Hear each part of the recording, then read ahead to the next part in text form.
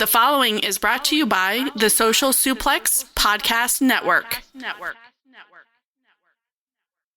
G'day world, this is the Sniper of the Skies, Robbie Eagles, and you are listening to Keeping It Strong Style. Yo, this is Rich Latta from One Nation Radio. This is brought to you by the Social Suplex Podcast Network. We present to you the Ace of Podcasts, Keeping It Strong Style. Let's go. It's the Ace of Podcasts, Keeping It Strong Style. Covering New Japan, they ready to hold it down. Jeremy Donovan and the young boy Josh. Come and hit a job out and bury all the frauds. From the Tokyo Dome over to the G1. Social Suplex is the network where we can get it done. I'ma chill and let them have it, cause this is just an intro. Keeping the strong style, 6 stars from the get-go, boy. Yeah, from Tampa Bay to the Tokyo Dome, this is Keeping It Strong Style with your hosts, Jeremy Donovan and the young boy Joshua Smith. And thank you for listening. Welcome to Keeping It Strong Style, the Ace of Podcast on the Social Suplex Podcast Network. Jeremy Donovan here with the young boy Josh Smith. On today's show, we'll review nights 3 through 7 of G1 Climax 34 and cover all this news in the world of New Japan Pro Wrestling. Please support our show by subscribing and following the Social Suplex Podcast Network or Keeping It Strong Style on the podcast app of your choice and leaving a rating and review. You can also get all the network's podcasts over at socialsuplex.com. Check out our Pro Wrestling Tees store, ProWrestlingTees.com/socialsuplex. That's where you can get your official Keeping It Strong Style t-shirt. If you enjoy this podcast, please consider making a one-time or monthly donation by visiting socialsuplex.com/donate and click on the donate button under the Keeping It Strong Style logo. We are streaming live right now on patreon.com/KI Strong Style for IWGP tier subscribers. If you want access to the weekly live stream, ad-free audio, and bonus content, subscribe at patreon.com/KI Strong Style. And I gotta apologize again to the Patreon listeners. I had episode 4 of the Dominion Deep Dive.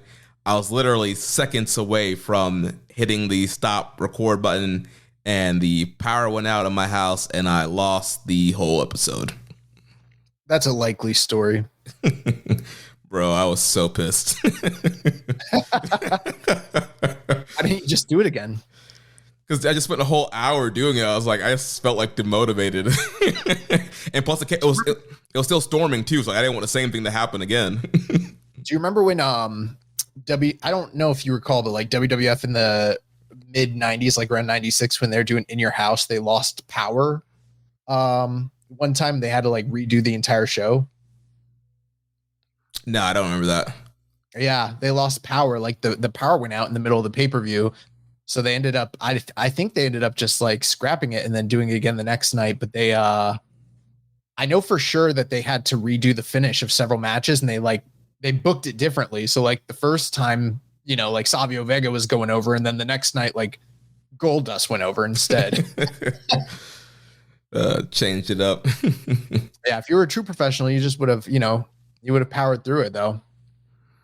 Well, it was, like I said, it was still storming, and so I didn't want the chance of like losing it again. I was able to record part of it. I have to finish it up, so Yeah, Witt's collection says "In Your House, Beware of Dog." He knows what I'm talking about. Yo, so what's going on with your backdrop? You don't have a backdrop going on.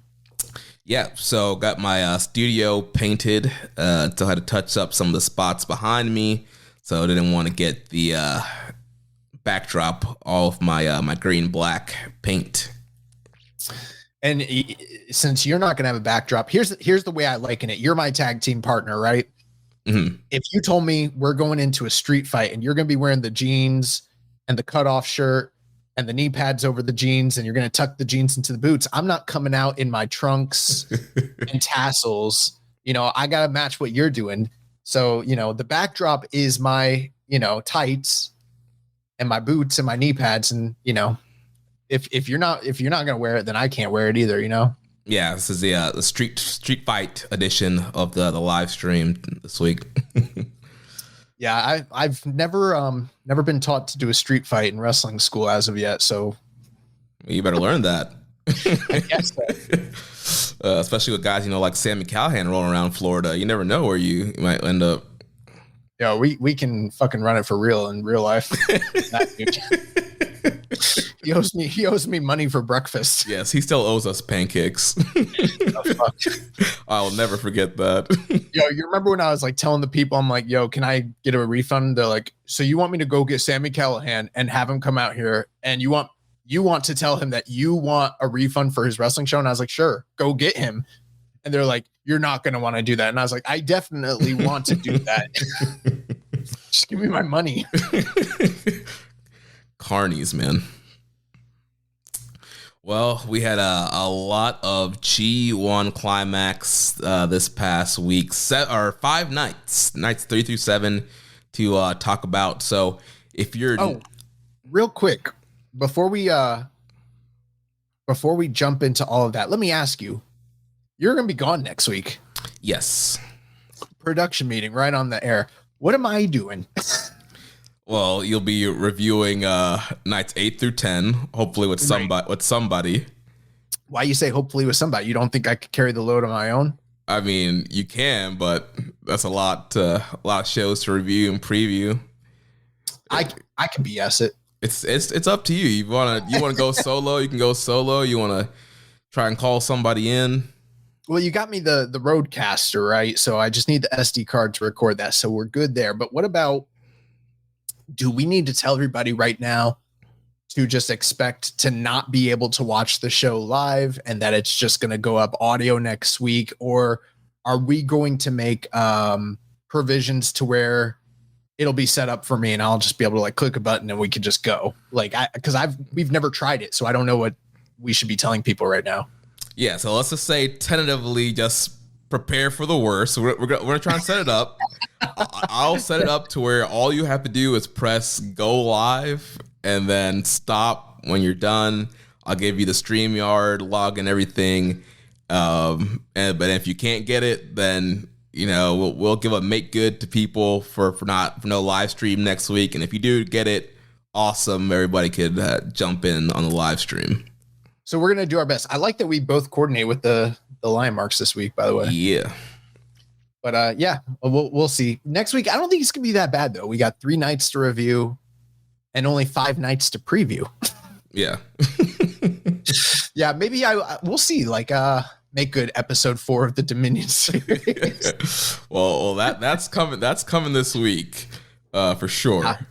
We'll see. I don't know. Maybe Dan Coughlin wants to come on the show. Maybe MJ does PR. We'll see. Somebody that somebody that's watching the shit. I'd love to call Rich, but he's not watching this shit. So make him watch it. No, because that's bullshit. I need someone with real passion at this point. He's bought and fed by Tony Khan. You know what I mean? Man's getting AEW checks. Yeah, he's getting AEW checks. I can't have him on this show anymore. It's just not gonna work out. I'd have him, but he does the WWE show. That's not gonna work out for me either. So, well, you're fed pill, right? That should work. I'm not. Although SummerSlam, I looked at the SummerSlam card today and I was like, I don't know about that show. I don't even know what's on it. I know what's on it, but it's not. I don't know. Maybe if you like WWE, it probably looks good to you, I guess.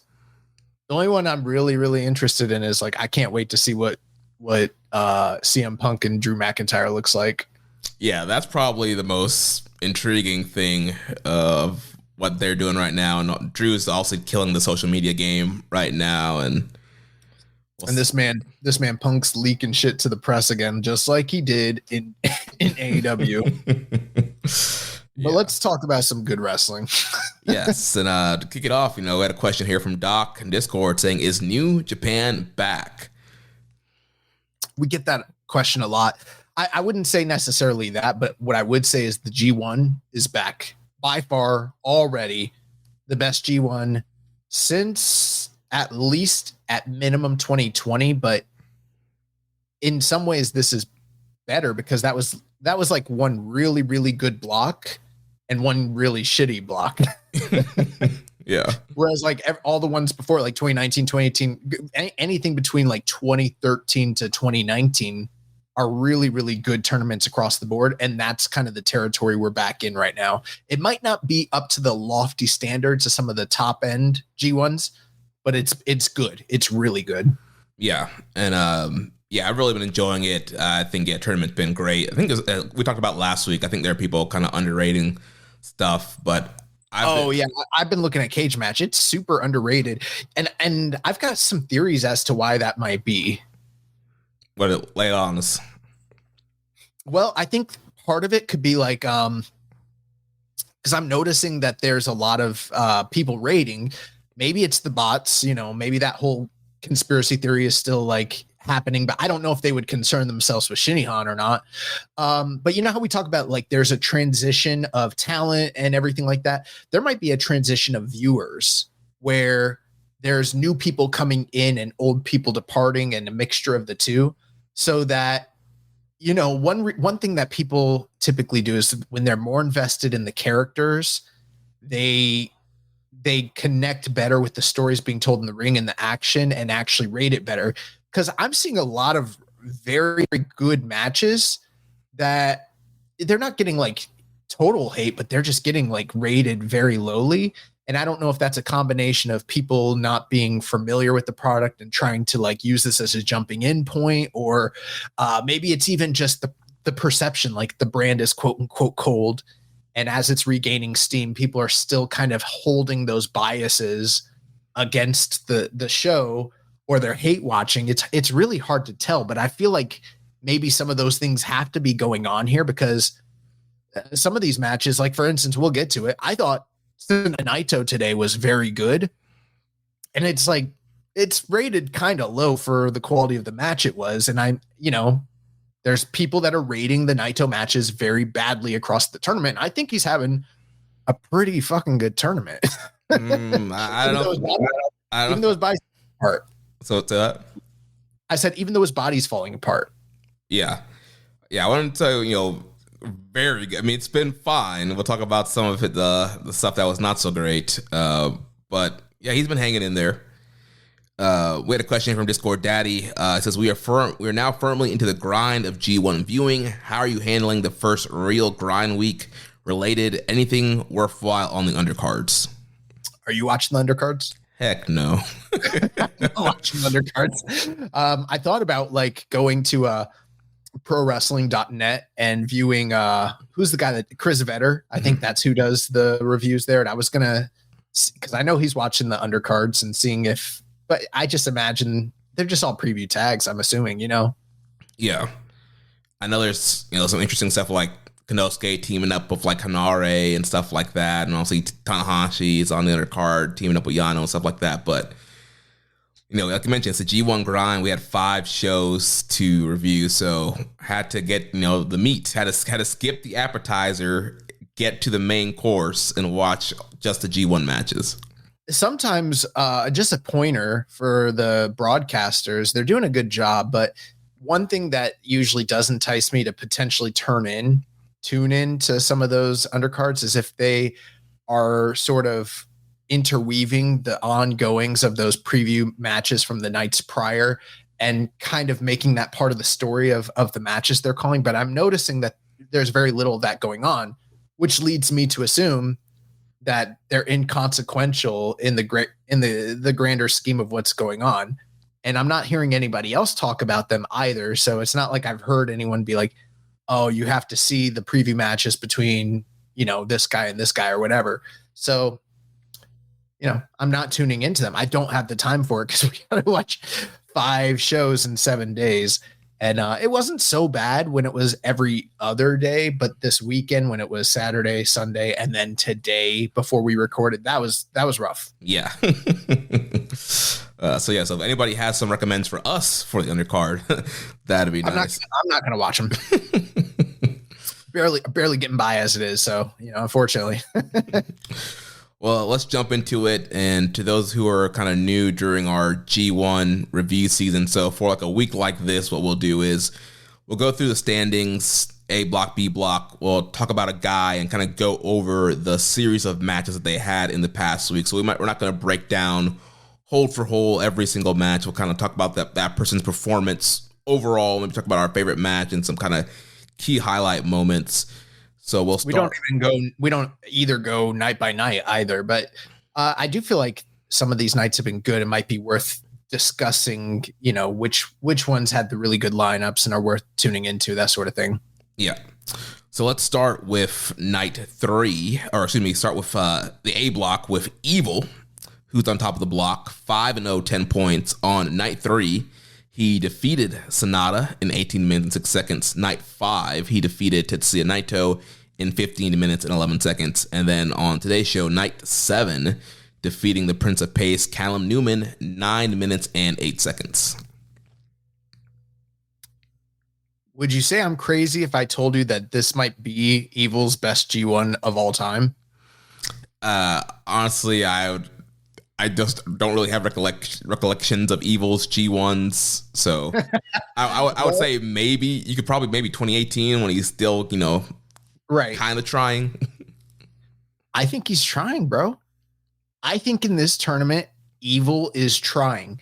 I feel like that there must have been some sort of come to Jesus wake up call moment when Tanahashi put out the 10 point, this is what we're going to do, blah, blah, blah. There has seemed to be a tangible shift in the attitude and the work and the overall presentation of New Japan. And don't get me wrong, I'm not going to sit here and try and sell you and say like Evil is a technical. I mean, bro, I've never been a fan of Evil, even going back to the LIJ days.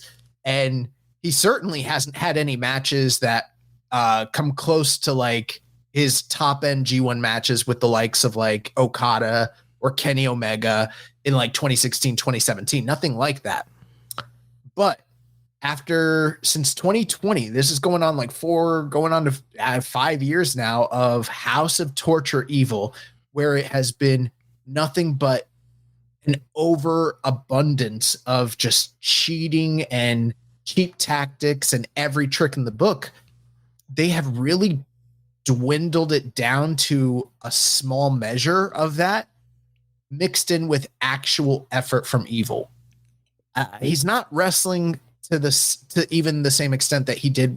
It's not that different from when he was Evil before with LIJ, because if you recall, he still used cheap tricks when he was part of Evil with LIJ, and he's still doing some of those same things. Mm-hmm. Yeah, he's got a heater. He's got Dick Togo there. Yeah, they're jumping people before the bell. And yes, there's ref bumps, but there's not 4 ref bumps, and there's not a garrote wire and the lights going out and someone getting pulled out. Like he's actually having good matches, which is like compared to every, let's just say House of Torture level Evil G1, this is head and shoulders above that. Like he's actually trying.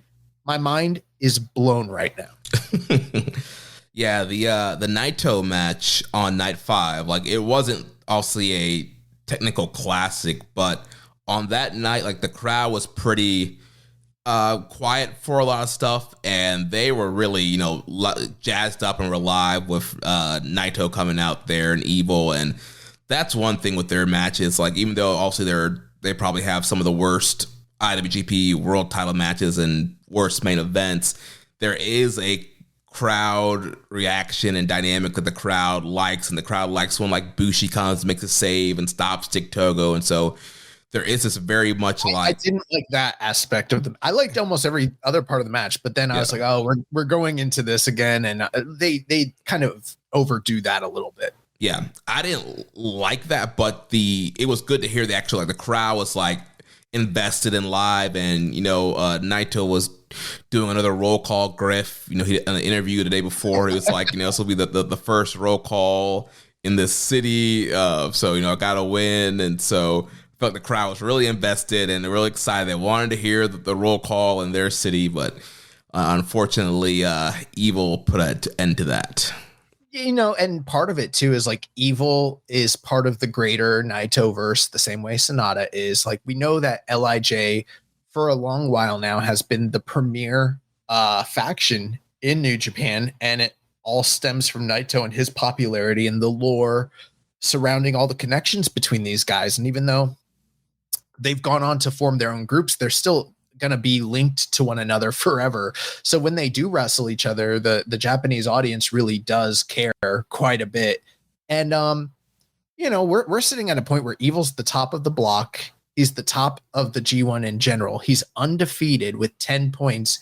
And normally it would be completely on brand for me to bury this decision and talk about how New Japan has, lost its mind. Gato's not booking correctly, the total misstep, a swing and a miss, blah, blah, blah. What are they thinking? But the quality of the matches is good. And so I have to call a spade a spade. I'm not going to sit here and lie here and be like a bad faith grifter who just gets by on a gimmick that I hate Evil and then just, bury him just because I've done that so many times in the past. Like, the work's been good. He's actually trying. And you know what it reminds me of? Most G1s and most tournaments that he's in, he phones it in, and then on like the last couple nights tries.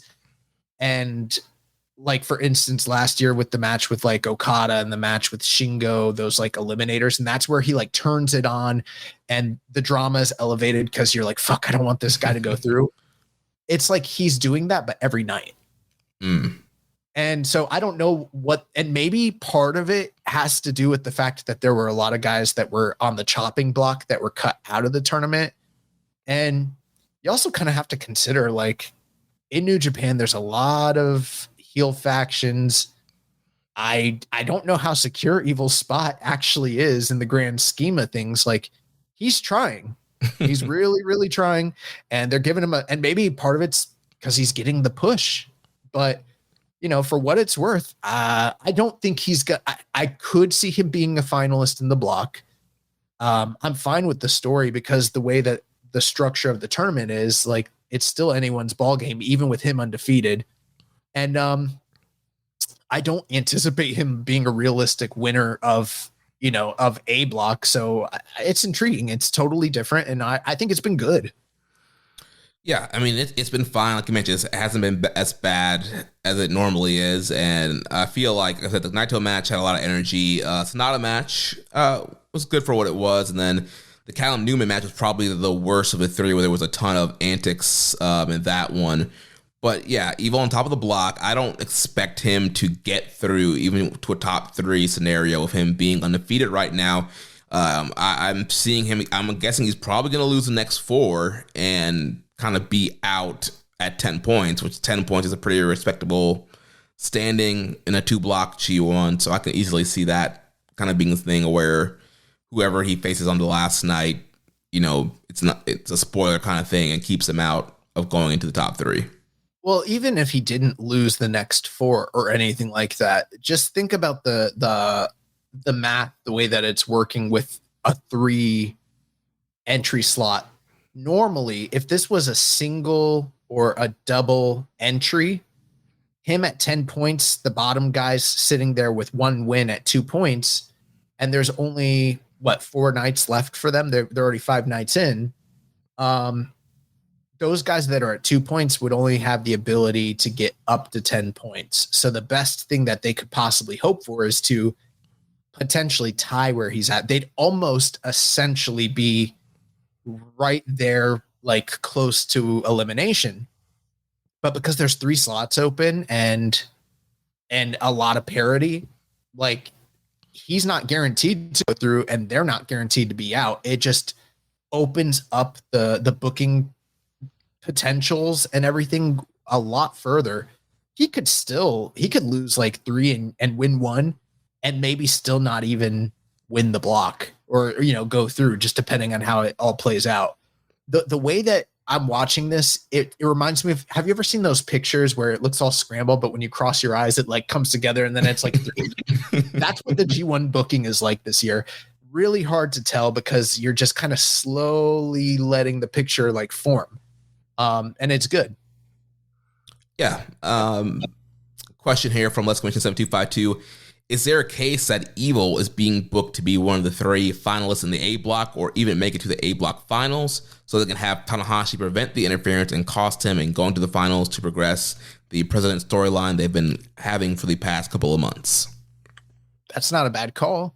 I feel like that would only really be warranted though if I know Tanahashi is on those undercards. I haven't been watching them, but if something pops off between them and they wrong Tanahashi first, then it would make sense. Then it would be like a good call to have him come out. But if it's just like unprovoked and he just, shoehorns his way into preventing Evil from winning a match, even when Evil's cheating, I don't know if like the president of the company doing that, like, I don't know if that's a good look necessarily. Yeah, it feels a little too much like that'd be GM-ish kind of thing.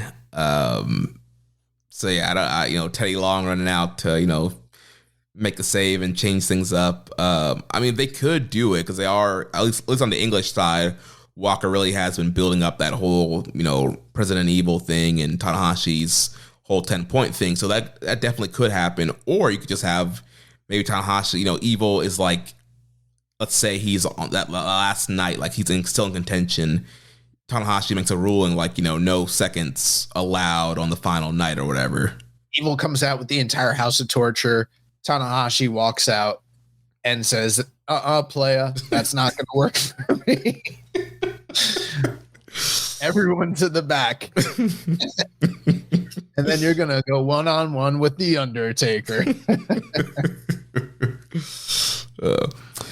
Reddit user Alex T562, since President Evil took control of NJPW, how well do you think he's doing his job to protect not only the wrestlers, but the integrity of NJPW? I mean, I don't know what to say to that. It's a joke question, but yeah. At first I thought he said Tanahashi, and I was going to answer it like, oh man, I don't know. Let me think about that. But yeah. So that's Evil, top of the block, 5-0, 10 points. Moving on to Zack Sabre Jr., who's 4-1 right now with 8 points. Night 3, Zack defeated Callum Newman in 11 minutes 56 seconds. Night 5, defeating Jake Lee in 17 minutes and 47 seconds. Night 7 got his first loss to the Roughneck Shota Umino in 19 minutes and 59 seconds. Yeah, so Zack is kind of having a very good and very consistent tournament.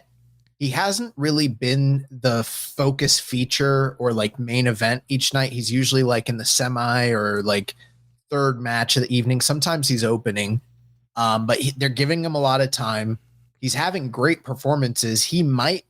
I can't say emphatically, but he might be the performer of the A block. Obviously, they're pushing him really strong thus far. He's 4-1. But it's not like I couldn't sit here and say this is his breakout performance or standout tournament, but it's Zack Sabre Jr. He's one of the very, very best guys in the world. And it's interesting because a lot of people had him favored before the tournament started. And I'm invested in his story, and I'm kind of on pins and needles being like, are they going to pull the trigger? Is he going through? Hard to tell, but I'm enjoying all the matches he's having so far. Yeah, Zach's been having some really good performances, really racking up the whole Techers thing here. Callum Newman match, also using the technical abilities to slow down the faster pace. Callum Newman, thought that was a really good match. And also, I thought that match was awesome. There's also a story there of Newman being Will Ospreay's protege. We know the history between Will and Zach and the great matches they had. So in a way, it was kind of like a little mini Zach Will match. But Callum falling to Zach on that night. And then the Jake Lee match, Zach had to kind of overcome the power of Jake Lee. Jake Lee kept targeting the midsection of Zach with the big knees and the body scissors throughout. So Zach had to kind of endure the kind of the brooding power there of Jake Lee to get the win. And then I did not like that match. I liked the story of him attacking the ribs and everything that plays into his Zach's history, especially this past year. But the actual match itself overall, I we'll talk more about Jake Lee, I guess. I just haven't been. That was one that didn't land for me. I thought that was probably one of the better Jake Lee matches of the tournament. We'll talk about it, but I liked his match today with Okan.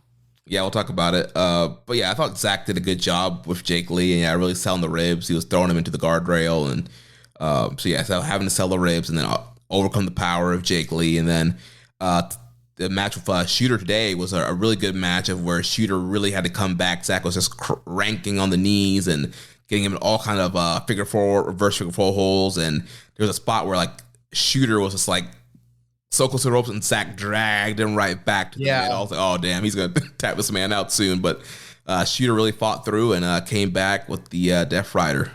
That was one where just from a booking standpoint, knowing the two names involved and where what juncture we are at in the tournament, I just was pretty convinced Shota Umino had to win that match. It was like a must-win scenario. So as good as the match was and as close of near falls and near submissions they had, I just was still convinced the whole time that I didn't bite on any of them because I thought Shota Umino was still going to come through. But probably the best Umino match of the tournament, and the first time all tournament long where I felt like he started to look like the way he does sometimes against top tier competition. Mm-hmm. And Zach's a ring general, man. No discredit to Shota Umino, but like there is a common denominator here where Zach, I think, if I can't say for sure, but I feel like if you go through the block thus far, he's probably given a lot of these guys their best match so far. Yeah, I thought Shota looked really good in this match. Like you mentioned, it was kind of the vibes of when he faces a guy like Will Ospreay. And again, exactly the Ospreay kind of through line here with the whole rivalry with Zach and then Umino's rivalry with Ospreay. And also Umino did a excursion in Rev Pro. And so also there's all that kind of history there as well. So they played up to a lot of that kind of stuff. And yeah, Umino really had to fight from underneath with, at the time, undefeated Zack Sabre Jr., and Shooter only coming in with 4 points. So yeah, I thought that was a really good kind of underdog story to get the people behind Umino and get the big win, give Zach his first loss, and give Umino a very important win there. We had a question here from Caesar 1 2 3 4 5 6 7 8 9 10 W. Between Zack Sabre Jr. or Evil, who do you think NJPW has winning due to them both having no losses? Also, this question came in before Zach lost. Right. Great question. I mean, it's hard to say because like I mentioned earlier in the past, some of these blocks would be easier to predict knowing Gato's tendencies when it's one or two people getting through the tournament.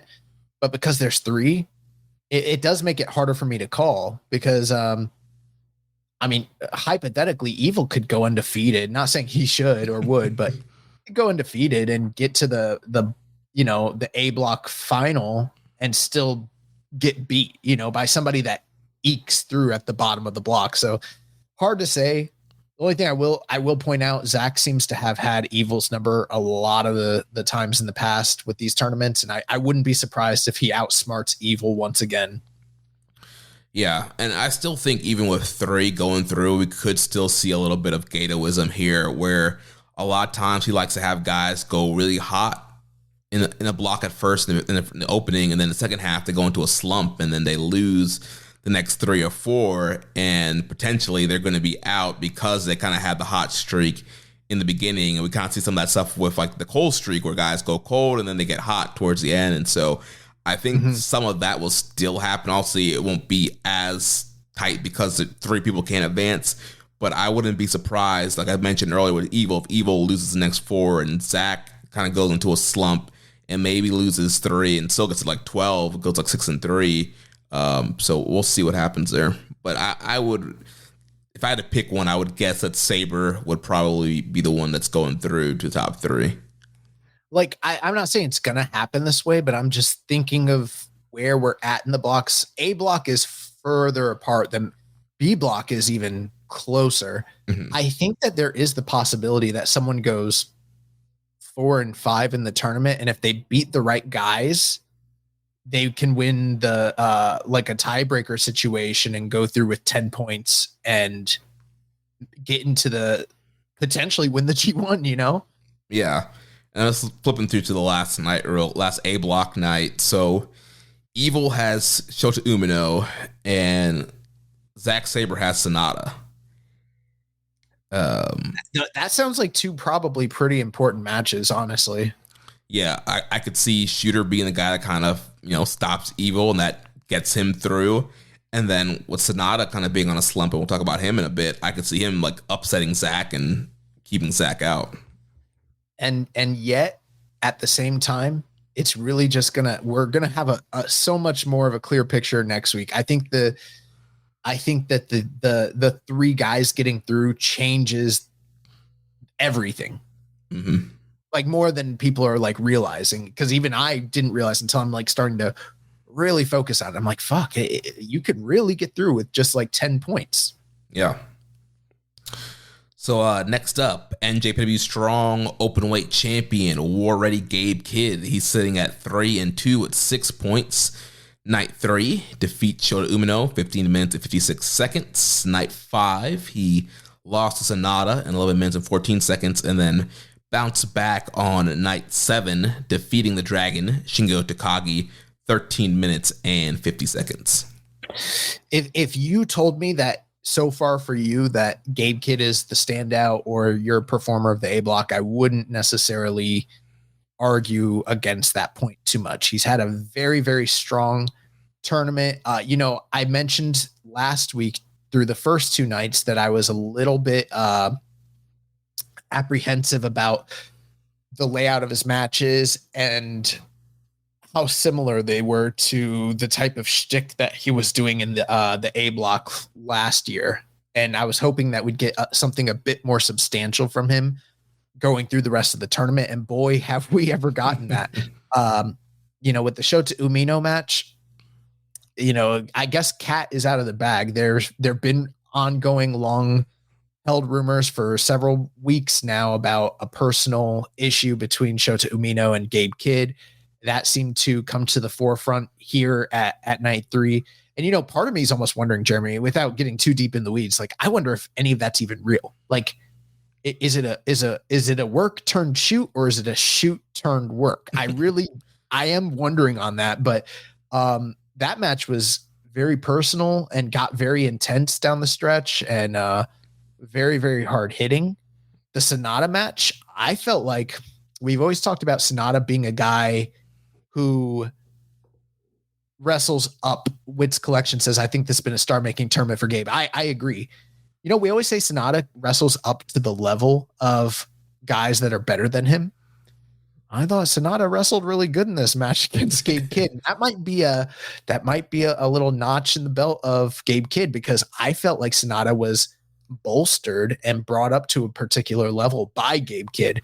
And then the Shingo Takagi match, people have always raved about these two guys and their body of work with one another. In my opinion, I thought this was the best Shingo Gabe Kidd match they've ever had. It's kind of exactly what I've ever wanted out of these two guys. 13 minutes and 50 seconds, and it felt like it was forever. It was very, very, very, very, very hard hitting. And I loved the post match where at the end, Gabe Kidd beats this guy with 2 pile drivers, the second one with the clutch, and then, challenges him to come and face him like a man and shake his hand. I beat you fair and square. And they give each other the respect, and then he kicks him in the balls.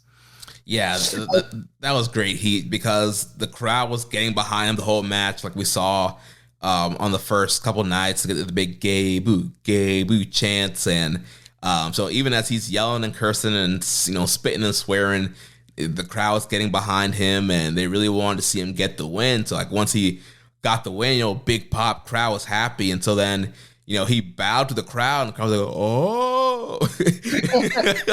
And then, he called, Shingo in to shake the hand, and they were chanting for Shingo to shake his hand, and they do it, and the crowd's like so happy. And then, bam, low blow, flicks off Shingo, flicks off the crowd, gets the heat. And so I like that they're doing this kind of slow burn teaser of the face turn. They're not just throwing it out there right away. I want to see it. Let it build. Like, you want to see him, how good he is. You want to see him kind of fight for New Japan on the Hontai side and kind of build it up and drag it out to the point where it actually does finally turn face. And so I think that's a great kind of story that they're building up. And again, it reminds me of Stone Cold Steve Austin. How many times have we seen him, hand somebody a beer, think they're clinking, and then boom, Stone Cold Stunner. And he did it to everybody. But even in the early days, like in 1997, there'd be times where the crowd start getting behind him, and then he'd get his heat back and remind them, like, I'm still, the Texas Rattlesnake, and this guy's still, a fucking hooligan bastard. And I really like it. And one thing that's great, he beat Shingo fair and square and as clean as a sheet. And you always hear the rhetoric like, well, these guys have to beat bad guys. They have to cut corners. They've got to be slimy. They can't be better than the guys, blah, blah. They can't beat them clean as a sheet. But the reality is all they got to do at the end of the day is in a sports centric situation, even if they come out on top, get the heat back. Because when you get the heat back at the end, then you're like, oh, it was so close. And yeah, they won this time, but they're a poor sport. They fucked up our guy. And now they're simpy on Shingo. And you want to see Shingo beat this guy's ass now, even though you like him. And it's really, really, really good. Yeah, so that was really good stuff. I really loved that match. Very hard hitting, very fast paced. And like you mentioned, like we've seen in a lot of the Gabe matches, even though they've been very good, there's been a lot of the outside brawling, outside in the crowd, a lot of that stuff. And here it was all kept in the ring, hard hitting from the go. They ran at each other as soon as the bell rings. And yeah, it was an awesome matchup. So definitely really love this match. Yeah, Gabe Kid had a really good week here of all these matches. The Umino match was very interesting, like you're saying, like, all right, what's a work, what's a shoot? Because they were playing up to a lot of that stuff in the promos, pre-match, Gabe talking about, you try to ruin my life and all this stuff. And so they were like making little small hints to it in the promos at the press conference. And then post-match, Gabe made comments. And then in the match, he's yelling at him and they're kind of like that kind of heatedness. So yeah, like, all right, was this story that got leaked kind of a story to kind of cover up, like you mentioned, like Umino's injury, or was it the injury to kind of that story was to cover up that he wasn't really injured? So I don't know. We will never really know what happened, but or was he just injured, and then they came up with a story to make money off of an actual just natural occurring injury? Mm-hmm. Who knows? Like, we don't really know. Like, there's people that have inside sources and that have heard things and blah, blah, blah. But at the end of the day, we don't really know. It's a carny business. And one way or the other, it's working out for the better, because you definitely want to see Shingo and Gabe Kidd run it back. And one of the things with that whole thing is, yes, people considered Gabe up to this point a young guy and an upcoming star, but you don't hear his name thrown around with like the Reiwa Musketeers. They kind of consider him like an ancillary player. Suddenly, he has made himself like so ingrained in the fabric of what they have going on that I feel like we're getting to a point where it's like you're going to be talking about like, Jumbo, Tenru, Baba, Stan Hansen. It's like you can't not have like that guy tied up in what everybody else is doing. And that's sort of like where he's starting to trend, Mm-hmm. We had a question here from Def Triangle 720. It says, did Gabe or Shota feel like a potential Wrestle Kingdom match if given the right booking? Oh, I didn't even see that here on. Oh, okay. I see that right there. Yeah. Yeah, potentially. I mean, I don't know necessarily that that's what they're thinking they'd like to do, but it definitely feels like it's deserving to happen again and on a bigger stage, probably. Yeah, I can easily just see that being the first chapter and something bigger. And so if they kind of keep that personal rivalry going, that heat kind of going, yeah, you could definitely do something where, who knows, maybe Gabe walks in as champion, you have Shooter challenging, or Shooter's champion, Gabe challenges, or even just kind of a big grudge match. There's definitely potential for them at a bigger stage. He also asks, do you think it's too soon to turn Gabe Kidd as a face or at least a tweener? I think there's more money to be made as him being the focal point of the War Dogs and having that proper heel run. Well, as soon as that handshake happened earlier today, I was like, whoa, hold on a second. Are we going in a different direction? Because he's been pointing out all throughout the tour how he's the bad guy, he's the black hat, and he doesn't speak the language, he doesn't read or anything, but he's getting cheered over the kind of guys that you would think would be crowd favorites. And I was like, oh my God, maybe they're starting to lean a different way. And they got me. Like, for a moment, they got me, because I was like, what will the fallout be of him showing respect to Shingo when he has to like go face to face with like David Finlay again? Like, is this something that's going to be frowned upon? Like, is this going to cause issues? But then he kicked him in the balls, and I was like, okay, it's just him getting his heat back, but it was a little bit of a tease because you're like, the crowd was receptive to this, And I feel like that face turn down the road could potentially be really, really, like, they could be really receptive to it. Yeah, I think you drag it out. I think the story, if I was booking, I'd kind of lean into the fact of like, all right, he's getting all these crowd reactions, and you have like Dave Finlay being jealous of like, well, I'm the leader of the War Dogs, and you're getting this reaction, and it could be a thumbs up, thumbs down moment for Gabe, where all the War Dogs turn on him, and so he's kind of forced into being a face without necessarily like changing his character. Mm-hmm. So, speaking of his opponent, Shota Umino, he's up next here, also sitting with 6 points, 3-2. So like we mentioned, night 3, losing to Gabe Kidd. Then he bounced back on night 5, defeating the great Okan in 15 minutes and 7 seconds. And then talked about night 7, him defeating Zack Sabre Jr. in 19 minutes and 59 seconds. Yeah, I think the two standout matches, like we mentioned earlier, are the ones with Gabe Kidd and Zack Sabre Jr. The match with Okan was also good. Okan, we'll talk about him in a little bit. He's trying as well. Like, he's really, really trying this year in the tournament. And so that was a good action-packed meeting. I think a lot of, last week the conversation kind of centered around, is Shota Umino washed, and both of us were like, it's a little too soon to be talking about that. This week, I'm not hearing so much of that, but I think the conversation is kind of surrounding the idea of like, where are we going with Shota Umino? Is he still like the ace apparent, the guy that is the most promising of the young up and coming guys, or is he going to be a failure of a push? Right now, and a lot of other people have made these same remarks, and I feel like they're coming to light in the tournament. Like the hair, not great. The facials when he's coming out to the ring, not that great. There does seem to be a lack of charisma, and the gear isn't necessarily inspiring. Like right now, this package of Shota Umino, and I guess we talked about it a bit last week. It's not giving off top guy energy. Mm-hmm. And there have been plenty of times where I felt like Shota Umino had the build, the look, the body, and the charisma of a top guy. And something seems to be shaked. I don't know if this is a work where they're leading it to something. I don't know if like real world, stuff that's gone on in his personal life has shaked his confidence with injury and stuff like that. Or if it's a case of, we thought he'd be the guy and it's just not working out.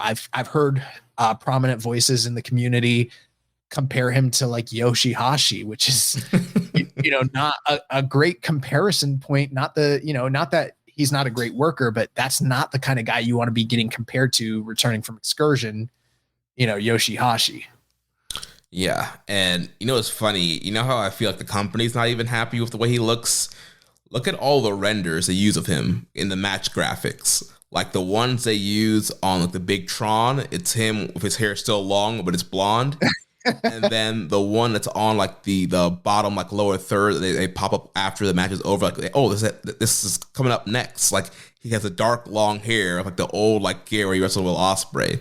So even the company, like Cal Newman has a new render. Bolton Oleg has a new render. Like all these guys that have new gears, like have new renders, except Umino. The company is still showing.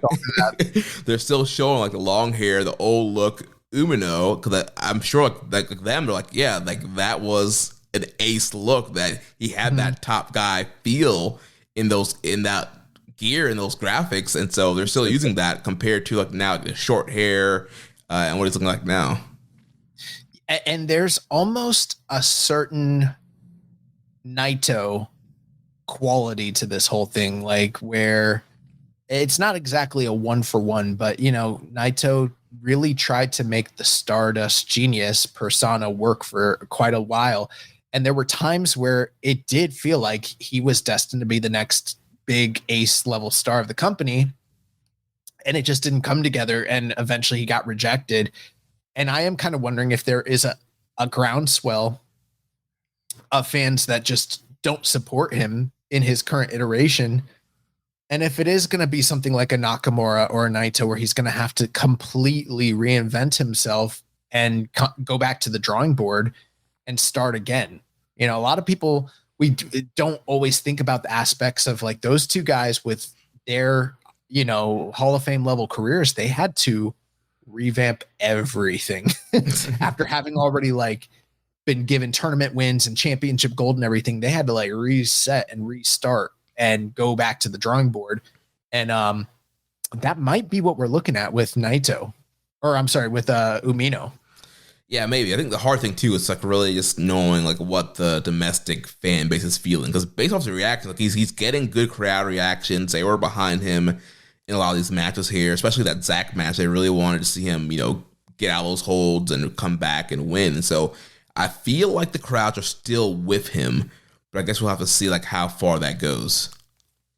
I think they are, but it's not. I'm not hearing like Showtime.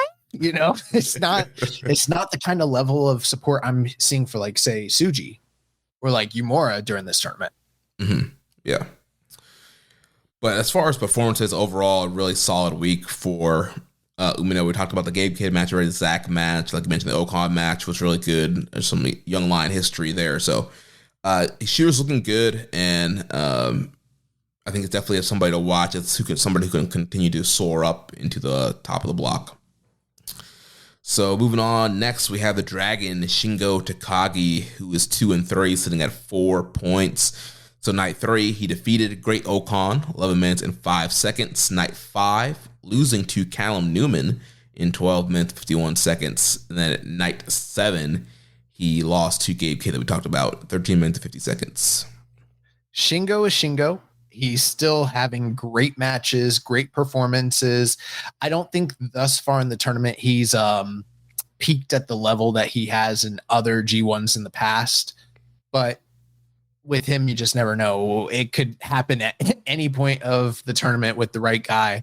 A part of me wants to say like a little surprised at the booking, but then again, I'm just not, because the tournament is wide open still at this juncture. So like the idea that with 2 wins and 3 losses that he'd be on the chopping block, he's not, because, you know, all it takes is a few more wins and he's right there in the conversation for being in one of those finalists. So it's going to be hard to tell, but had the match with Callum Newman was awesome. And the fact that he got beat by Callum Newman, that was really shocking. And yeah, so he's gone, 2 matches back to back, losing to young, foreign talent, but he's having a hell of a tournament. Yeah, he's having a great tournament. Yeah, these matches are fun. And the Callum Newman match, again, kind of mentioned the whole Will Ospreay tie, the history of Will and Shingo and the great matches they've had. So kind of a little tribute to that. Also, they didn't get the time that Will and Shingo would get in the past, but it was a great start to that night. And yeah, the finish was awesome with Callum kind of bouncing out of that DDT onto the ropes into the Oz Cutter and pinning Shingo. So big upset win there for Callum. Shingo did a good job making him look good there in that match. And then the Ocon match was a very hard-hitting kind of slugger match, and I love that Shingo. He ended up winning with a pumping bomber. Just knocked Ocon so hard with that clothesline, got the win there. And then we talked about the Gabe match and how hard-hitting that was. So yeah, Shingo having some really good hard-hitting matches. Like you mentioned, not his peak. Like he's not. There weren't any match of the year contenders from this week, but these are all really great matches. Especially the Gabe match is probably the best match from this bunch here. And so yeah, Shingo's killing it. And like you mentioned, he's 2-3, and all it takes is, if he gets 4 wins in a row, that's 6-3, 12 points. That's a good shot of winning the block. So he's not out of the running yet. And then even, for the whole top 3, even if he got to like 5-4, there's still a potential chance for him to get through. I think the key thing for him and what's probably happening next for him is, he beat Naito in the first night. And so he pretty much can cash in on a potential title match in the fall. There's that big show in Kobe. I think that's in September or October. So he could, not have a great point total, but still call Naito out, and they'd run that big Kobe show with Shingo Naito. That's still like on the table.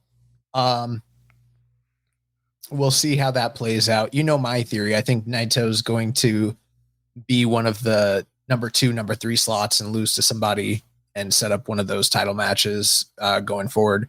But yeah, man. I mean, if you're looking for a facsimile for somebody to sort of facilitate what Ishii had been in the past, I know a lot of people were pointing to some of the guys in the B block, but for me, the closest thing you're going to get to like a night in, night out Ishii style match is Shingo at this point in time. Yeah, Shingo's been awesome. So moving on to Callum Newman, who's also sitting at 2-3 with 4 points.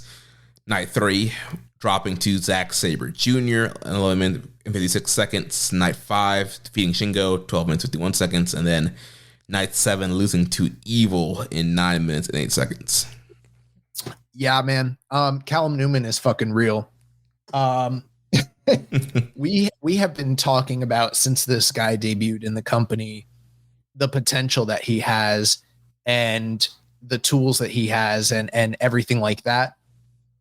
But we've been talking about it very much in a someday, off in the future, gets some more reps under his belt, he might be able to develop into like one of these top guy worker sort of situations.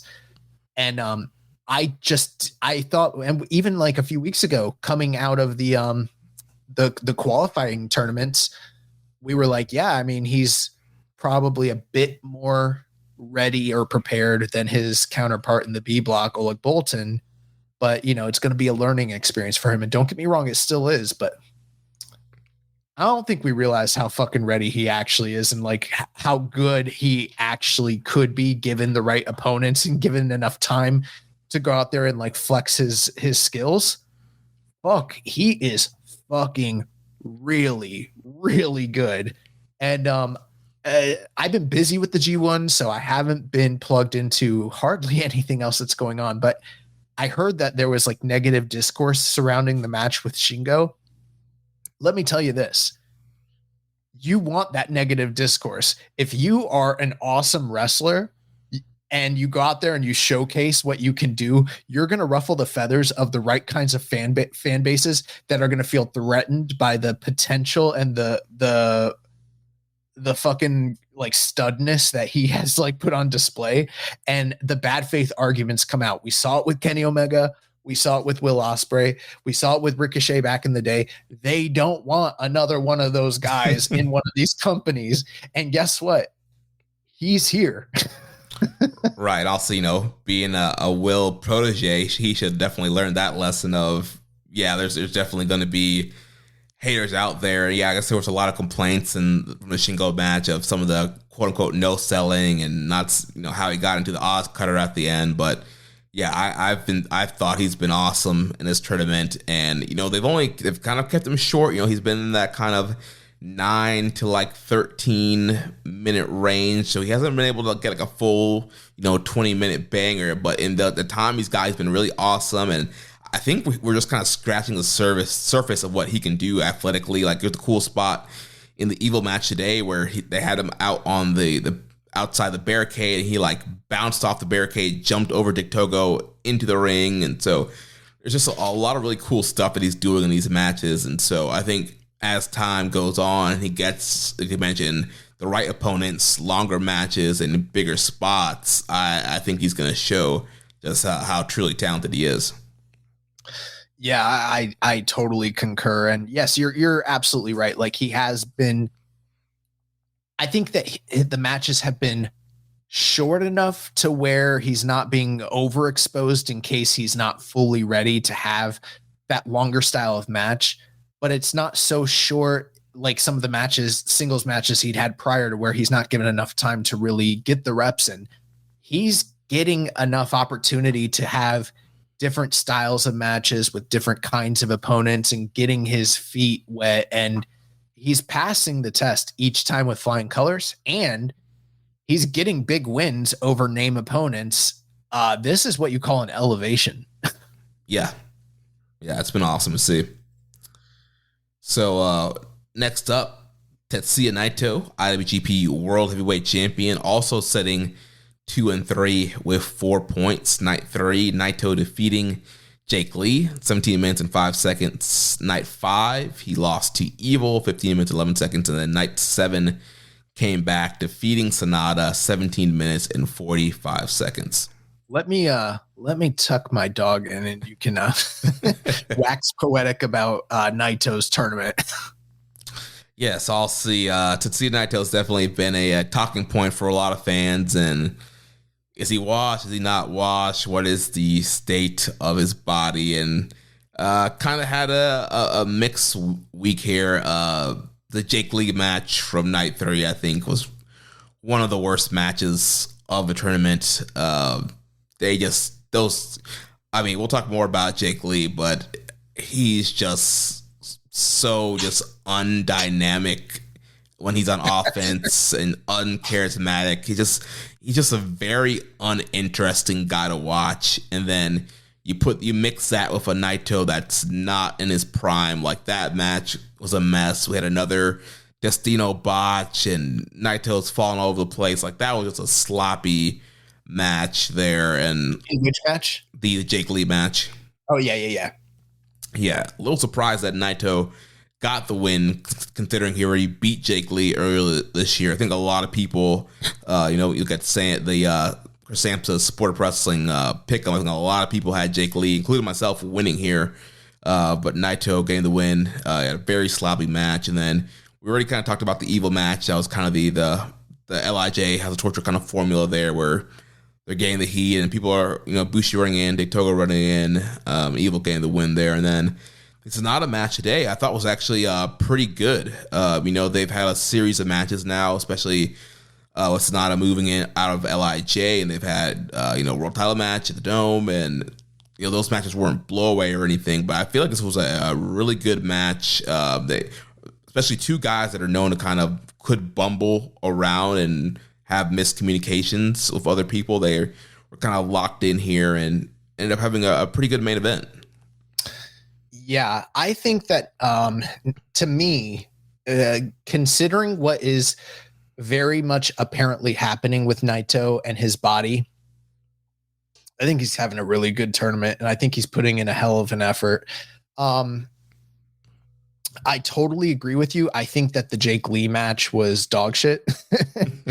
But and I don't want to say it's all Jake Lee's fault, because Jake Lee, while I don't think he's had a great tournament at all, I do think that he's had competent wrestling matches. Even if boring most of the time, they haven't necessarily fallen apart. The match with Naito was falling apart, and I think part of that is due to bad chemistry. Part of that's probably due to Jake Lee just kind of sucking so far from what I could tell. And then also Naito's ailments. But that being said, I thought that the Evil and the Sonata matches, we talked about it last week. Out of the first two nights of the tournament, I thought Naito had fantastic matches. You and I seem to be outliers in liking his first two nights with Shingo and Zack Sabre Jr. Most of the people that I've listened to or heard, it hasn't been that many, but I've checked in a few places, and people are really down on those matches. And I think a lot of that really does come down to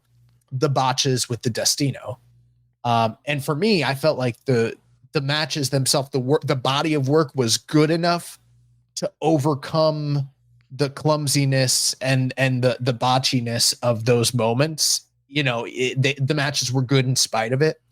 But I thought that, taking a look at the stretch of matches he was going to have this week, I was like, fuck, it's going to suck. And then the Evil match was shockingly palatable. I would even say good. Not like go out of your way, you need to see this, but like we've seen these guys stink up the joint many times. And this might be one of the best matches they've ever had. And they kept it short at 15 minutes, 11 seconds. And Evil got the shock win, which was also, kind of interesting and refreshing. And then the Sonata match, here's the thing. Before the series of matches that Sonata and Naito had this past January and February, they had never really had anything less than a close to 4-star match prior to that. Every match they'd had was really good. And I've been on record to say that despite some of the flaws, I liked the Wrestle Kingdom match overall.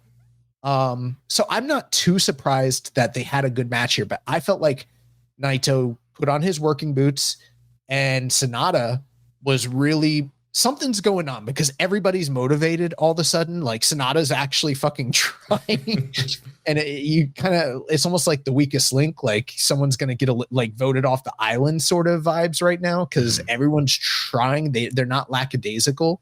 And yeah, 17 minutes, 45 seconds, the shortest singles match between Naito and Sonata. And I felt like it didn't overstay its welcome. But in every single one of these matches, Naito has either botched, come close to botching, or done a fucking dog ugly Destino. And people are starting to think that it's just part of the work and that it's like a long-term story. And you're never going to convince me that he's intentionally doing this shit. I don't think his body can handle it. And I'm watching the way he gets up and the way he moves, and like he's not that far off from like Tanahashi, where like Tanahashi was still having very good matches the last few G1s, but you could tell he didn't have very many more in him. And that's where Naito is. Yeah, and with the Destino, I mean, the Destino proper is a move where like you kind of base the other guy's kind of the base to help him get over. And even with that, like he's still not being able to get up and get all the way over. So yeah, it's just, I don't think it's a story. I think he's actually struggling. Like there are guys in this tournament who are doing stories with their finisher and not being able to hit it, but it's not Naito. You know, I don't think the Destino, I could be wrong. I should maybe try to do a Destino and see how hard it is, but I don't think it's that hard to get up. I think the guy basing does most of right. That's what I'm saying. The guys, the base is helping him. It should be doing most of the work to help. Get over. It's not that different from like a swinging Hurricane Rana. Yeah. You know, you're definitely posting and you're getting up, but like the other guy is helping for a lot of that momentum and that motion. And the fact that Naito can't do it still, you know, and all these guys most of the guys he's wrestling have taken it for years and years and years and years. And suddenly they all don't know how to post for it. That's clearly not the case. Yeah. Rambo says time for a Shining Wizard finisher. Yeah, probably. If he just, and even like Walker Stewart in commentary is saying like it might be time for him to do, and I don't know if that's just because he's hearing other people say it, or you know, I wonder if the company's pushing for that. I don't know, but something's got to change, because if he wants to add longevity to what he's doing, I know, I think I was on a different boat last week when I talked about it, but like these are ugly. Yeah, he's got to do something, or at least, or maybe just do with the running Destino, because the running Destinos haven't been so bad. So maybe just stick with that. The one on Sonata today, the running one on Sonata looked really good. Didn't think it looked. I thought it looked dog shit, and and Walker was like, that might be the best one he hit all tour, and I was like, it looked so bad. They were both falling down midway. Like they got lucky that they even completed that. We have a lot of questions about Naito. Yeah, so first, Let's Commission 7252 says Naito's body or his knees feels washed up right now after his match with Jake Lee. At this point, should he lose a belt to one of those guys who have beaten him in the G1, whether it's Shingo, Sabre, or anyone else that might beat him in the tournament? I know the company has faith in him as one of the last main players to carry the belt at Wrestle Kingdom, but I'd rather go the safe route of putting the title on someone else rather than taking a risk of having a bad main event on the biggest show of the company. Naito very rarely has bad matches in big spots. Regardless of any burial that we might, or a critical analysis we might bring to matches that he's had where we don't think it necessarily lives up to the standards set in this company, he rarely has truly, utterly god-awful bad matches unless he has a terrible opponent. So from a business standpoint, unless he literally can't physically wrestle and do a Wrestle Kingdom main event, I don't see them taking the belt off him before the Dome. I don't think that would make any kind of business sense whatsoever. Yeah, I have a hard time seeing them take the belt off of him. And even if there is the risk of quote unquote having a bad main event, the worst risk is not drawing and not making money. And at this point in time, the priority is making money and drawing people. Naito's still a draw. So you put the biggest draw in the big main event on the biggest show to make the most money. Yeah, I agree. Next question here from the quick_mana IT. Will this be Naito's last G1? He's not looking good out there. Interesting thing. So I'm working on a little bit of a personal project. So I was going back to some of our G1 reviews from years past, and I stumbled upon the 2021 G1 review, and someone asked us at the time, did we think that it would be the last time that Naito main evented a Wrestle Kingdom? And at the time I was like, yeah, I don't really see it after this. And I think given the way that things were kind of going, that sort of did make sense at the time. Or maybe, I don't know if it was 2021. It might have been. Did he win the 2021 one?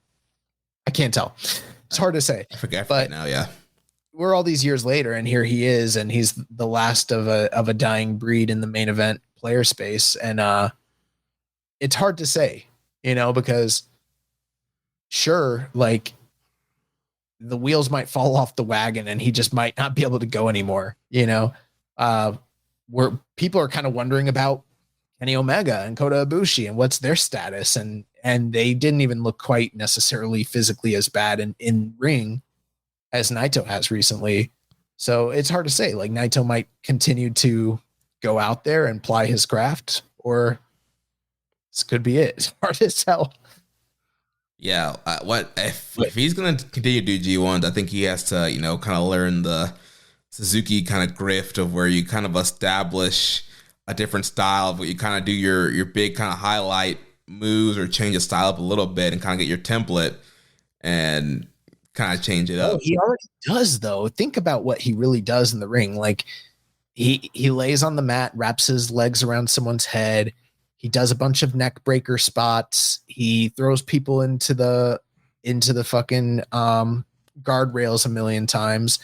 Doesn't really do that many dives or high flying moves. Like, it's not like he's doing the head drop series of matches like he was with Kota Ibushi or the death defying shit he did with Kenny Omega all those years ago. Like he really does have a pretty safe toned down style if you think about it.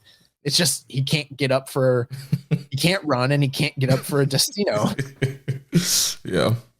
I mean, his biggest offensive move right now is spitting on people. Yeah. He's like Sami Callihan. Yeah. And then the elbow kind of things he's been doing too.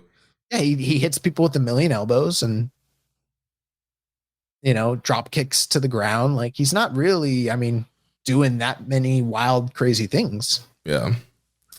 Raisin Falcon says, is it lazy booking at this point if both Naito and Tsuji started with 1-3 records, just end up winning their blocks? It's the Gale special, and he should find some other booking strategy.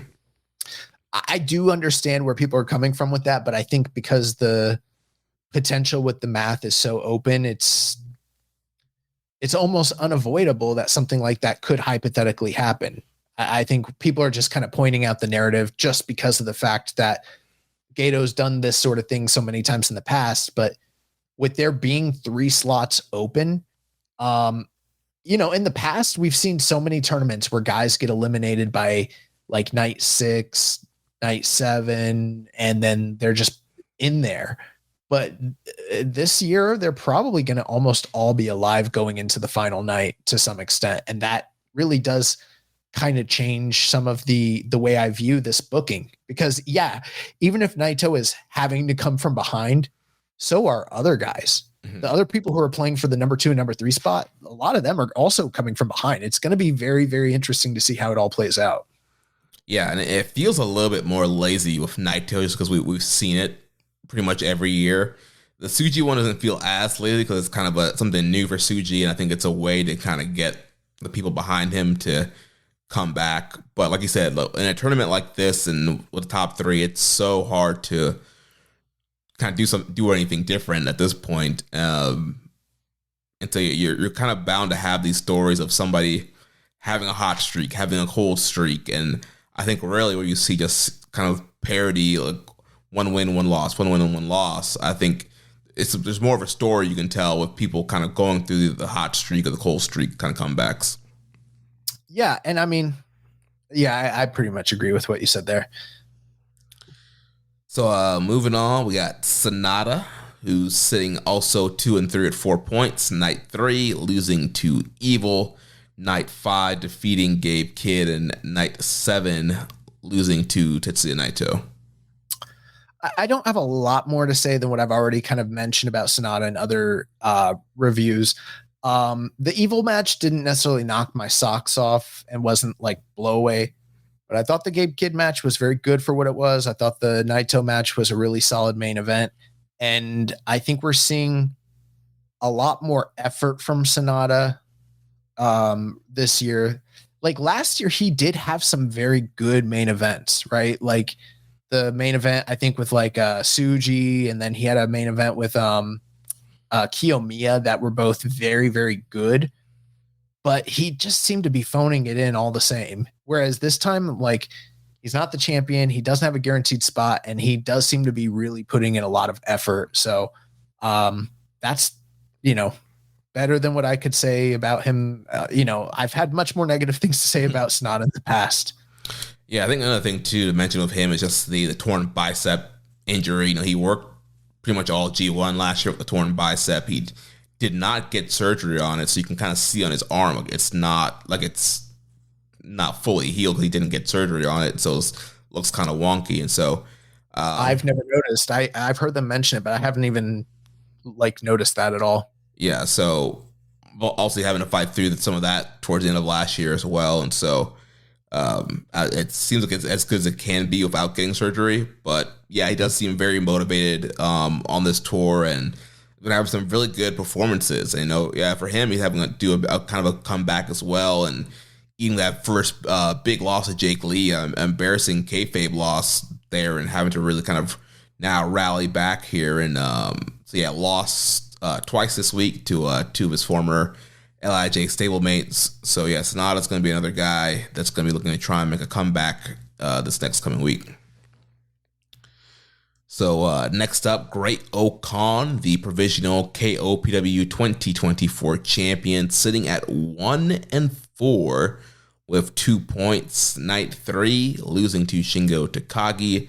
Night 5, losing to Shota Umino. And then Night 7, finally getting a win, getting some points on the board by defeating the smart bastard Jake Lee in 11 minutes and 19 seconds. Great Okan's trying, and he's definitely showing. I think this is his strongest G1 overall performance. He might have had some standout matches in the past that were better than his output here. But Great Okan is actually really, really trying his, Rambo and Slam Pig says, most I've been interested in Great Okan a long time. I would agree. Even he's at 2 points, and I know we've said anything is possible and it's all open. I don't think for him it's all open. I think he can still finish with a respectable point total, but I think he's a non-factor. But he's really trying, and he's having very, very, very good matches. There seems to be a fire that's been lit underneath him. The Shingo match was great. The Umino match was pretty good. And then I thought he gave Jake Lee his best match of the entire tournament.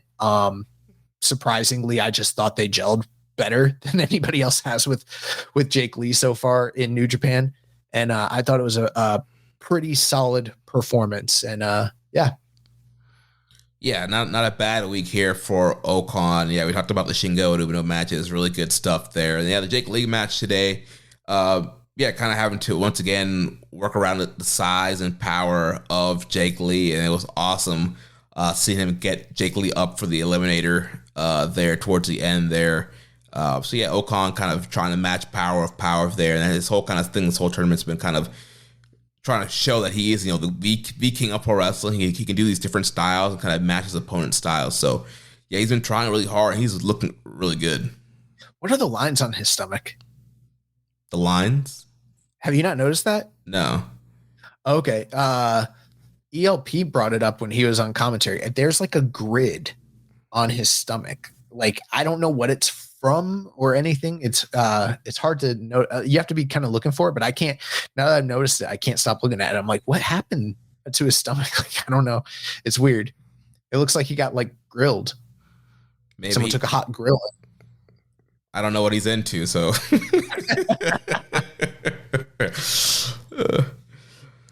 We have a question here from Mecan_monster. Why is Great Okan booked poorly every time and even worse this year? I understand ELP's poor G1 run this year is part of a story, but what about GOK's? There's a job to do.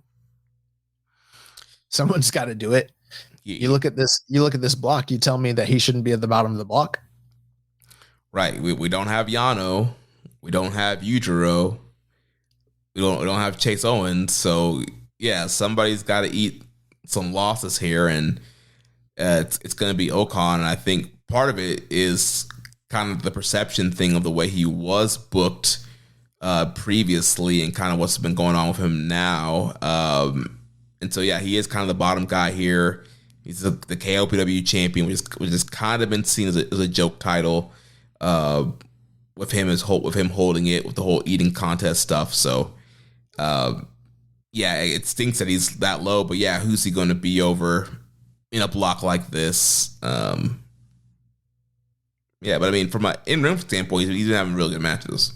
You have good matches like this, it'll change public perception. It might not get you like completely overhauled overnight, but we've seen what having great tournaments like this have done in the past for guys like Ishii and like Yoshihashi, Taichi, so it can change the trajectory of your career. And to be honest, Great Okan's had nothing but fairly disappointing G1s every year, except for this one.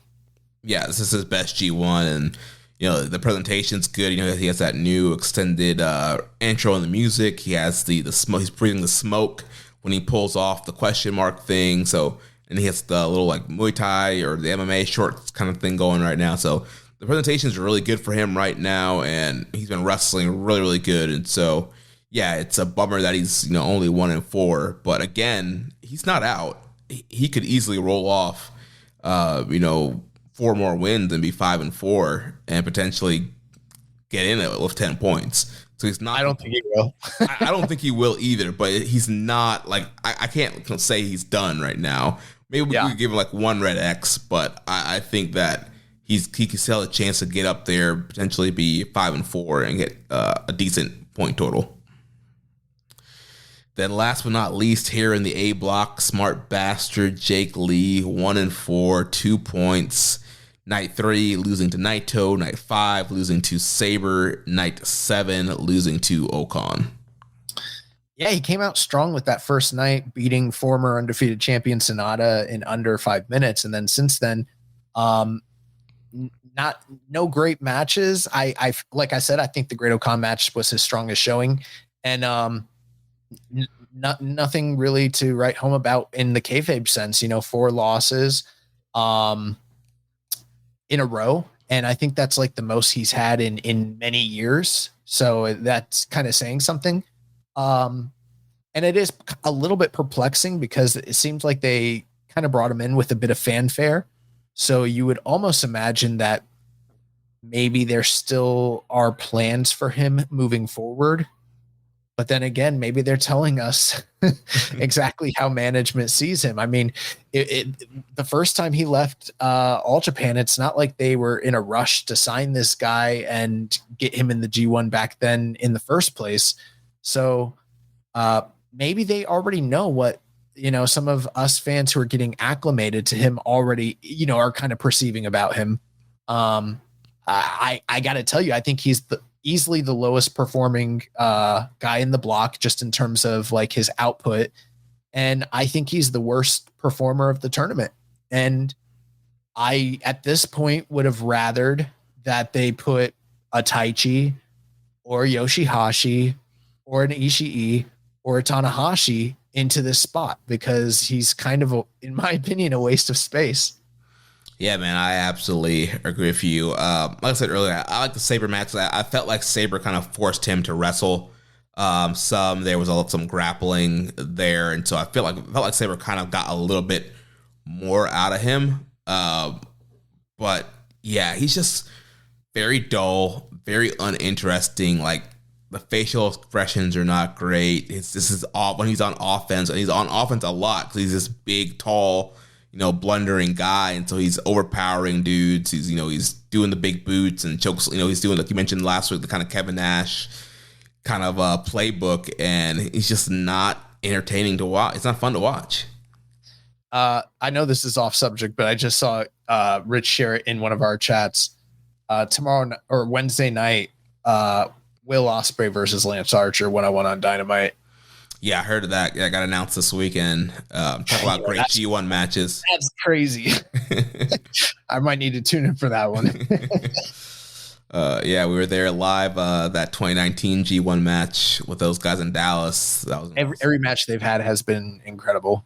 Yeah, but somebody who's not having incredible matches is Jake Lee, and yeah, I agree with you. Like, I would have much rather, Yoshihashi, Taichi, heck, even give me Chase Owens.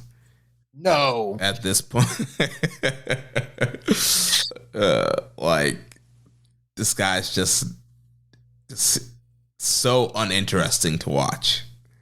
Yeah, I know Barry Walsh has a question, but I don't have anything else to say about him. We can kind of go over that question, then move on to the B block. Yeah, Barry asks, he says, I know he's never set the world on fire, but I had assumed Jake Lee would have fared better than he has so far.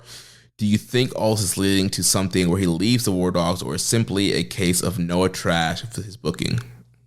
I can't completely write him off just yet, because again, even with just the one win in 5 matches, who's to say he doesn't bang out a couple wins here in the next few nights and kind of turn his fortunes around? So you want to talk about a guy playing from behind, like that could be Jake Lee, and there's still the possibility that that's where we're heading. So I'm not ready to completely write him off in a kayfabe sense.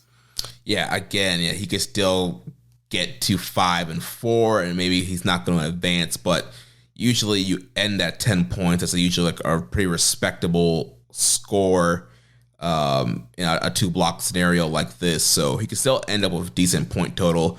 I've heard some people kind of throw some theories around that, maybe he actually isn't done with Noah.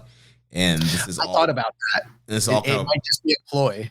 Yeah, it's all part of a story where, like, he joins the War Dogs, and Gato's like, this was a mistake, and he goes back to Noah because, like, the GLG guys are still, like, cutting promos on him in Noah. So there's people thinking maybe this is some kind of story it's just to get an outsider in the tournament, and then he's eventually going to go back to Noah. So we'll have to see how it all plays out. Agreed. So let's move over to the B block now. Sitting on top of the block, the Heat Storm.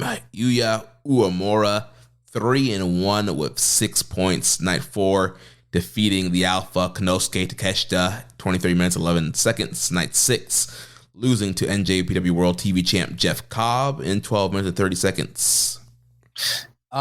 Yes, I mean, the match with Takeshita was extremely dynamic. I think consensus as of right now, the top match of the G1 thus far. I personally might still have that Tsuji Takeshita match right up there with it, but it's not, far off. I think a lot of people didn't necessarily see Uemura getting that big win over Takeshita, who seemed to be surging and almost maybe going leading to an unbeaten streak in the tournament. And for a guy like Uemura to get a big win over a top name like Takeshita, that really does say something. And I think for some of you fans out there, you really do want to pay attention to that. The Jeff Cobb loss made sense to me after having that war with Konosuke Takeshita turning around and having to face another guy who's no stranger to surging through tournaments made sense to me. And I thought that was another really solid performance. A lot of fans seem to be coming around on Uemura. I'll tell you, Jeremy, I'm personally not that far removed. Here's the thing. I was never one of the fans that had gone down on, I shouldn't say that. Well, that's crazy. I was never one of the fans who, whose opinion had declined when it came to Uemura. I do notice and see some of the vocal, criticisms about his utilization and his booking and character work. And I don't think that we've necessarily gotten to the point where we've overcome those things thus far in the tournament. We're just at a point now where the things that you and I and voices like Chris Samsa have always advocated when it comes to him, when it comes to his heart, his fighting spirit, his technical ability, and his ability to like really have a compelling match. That's what's being put on display here. And that's starting to get people to rally behind what he's doing here. So I do think that there are still things to work out when it comes to his character and it comes to his look, but Uemura is still a blue chipper and people forgot that. And I think that the Takeshita match went a long way to kind of restoring some of that shine. Yeah, we've always been high on Uemura's in-ring work, and Chris Sampson, he tweeted out about the match, and he talked about the time that we saw him in LA. All three of us were at that LA show, Resurgence, still the first show in the US during the pandemic, and we popped huge when he got a win on that show. We were literally jumping up and down and hugging each other, like we were so pumped for him back then. And I think we've always been high on him. It's just that we've been kind of confused by the way like the characters kind of played out, cutting the hair, being a part of Just Five Guys, doing the red hair thing for a bit, and now he's back to the black hair. And so like his character's just been kind of all over the place, and there hasn't been consistency. And then he's been kind of stuck in the KOPW kind of lower realm, and then tried to get into the Never realm with Chingo. And so it hasn't been it hasn't seemed like a clear direction. And so at least from a kayfabe direction, it seems like there is more something kind of laid out for him here. He's on top of the block, 3-1. He beat Takeshita, which is somebody that people thought, only your tippy top guys were going to beat Takeshita. And so I think that was a big solidifying win for him to show it. All right, yeah, Uemura as a player here, he's still a guy that we see a future in. And so I think like all top guys in the past, a young Tanahashi, a young Nakamura, I think there are things that still need to be fleshed out from the character standpoint. But in ring, he's great, and he proved it here. Yeah, this match, I would go a little bit higher on this on the Tsuji match. I felt the Tsuji match was great, but for this match, kind of felt like your more traditional, classic, like big match, New Japan match with the counters, the crowd reactions, and especially with Uemura, his whole thing now is that he's trying to fight to restore and retain strong style. So he's doing more of like the flying arm bars and your cross bodies, and your the more traditional style of wrestling. And so that main event just felt really great. One thing that was great about it too is we've seen a few like slobber knocker style matches where it's almost like a heavyweight slugfest where we're seeing one guy hit a big move, get up, hit another that guy hit a move, and these guys escalating, just big move after big move until one of them falls down and they finally like succumb. And there's nothing wrong with that. Those types of matches are fun as hell and very entertaining, but this had a lot more nuance, a lot more story. It was laid out to a higher level, if you will. Like if some of those matches are like John Wick, which are like really, really good action films, this was like closer to like your Oscar contender, like a, I don't know. I don't want to name the wrong thing, but like, I don't want to say Schindler's List necessarily, but something like that, something akin to, an Oscar type of performance. One thing that is interesting though, Jeremy, I don't know if you've seen this. Tomohiro Ishii and Yoshihashi is still the highest performing cage match or New Japan match for the month of July right now. And it's above Takeshita and Uemura still. And I'm not too surprised because that match was every bit the level of some of these matches. Yeah, I mean, that match was great, but yeah, I'm a little surprised that, this Takeshita Uemura match it's not higher. Again, I think everything's kind of rated lower. 8.55 is pretty high. Dave went 4 3/4 on it. So, I mean, that's Taker Michaels. I also went 4 3/4 on it. That's Davey Boy and Brett, Yeah, I thought this was a really great match in the tournament, best match of the tournament so far. And I'm glad that Uemura kind of had this breakout performance, and people are kind of talking about him again. One last thing I'll say, I don't see Uemura. I wouldn't be opposed to him being a guy that gets into the block finals, but I don't think he will. I think he's the kind of guy that is going to get established through great performances in the tournament and a few meaningful big wins, maybe a title shot to one of these, underneath belts.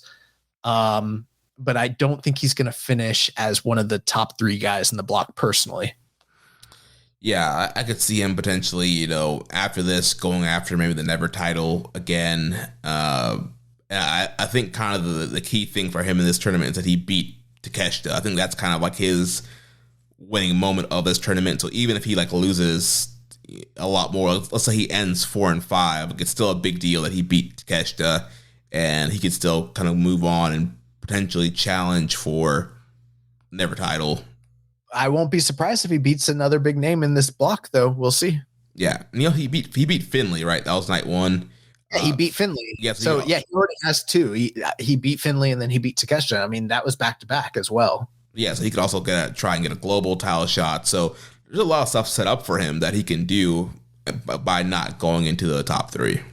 Mm-hmm. The Jeff Cobb match, it was really good, really hard hitting stuff there. Cobb gained the win. Death Triangle 720 says, "Is it too soon to say Yuya has found himself in G1?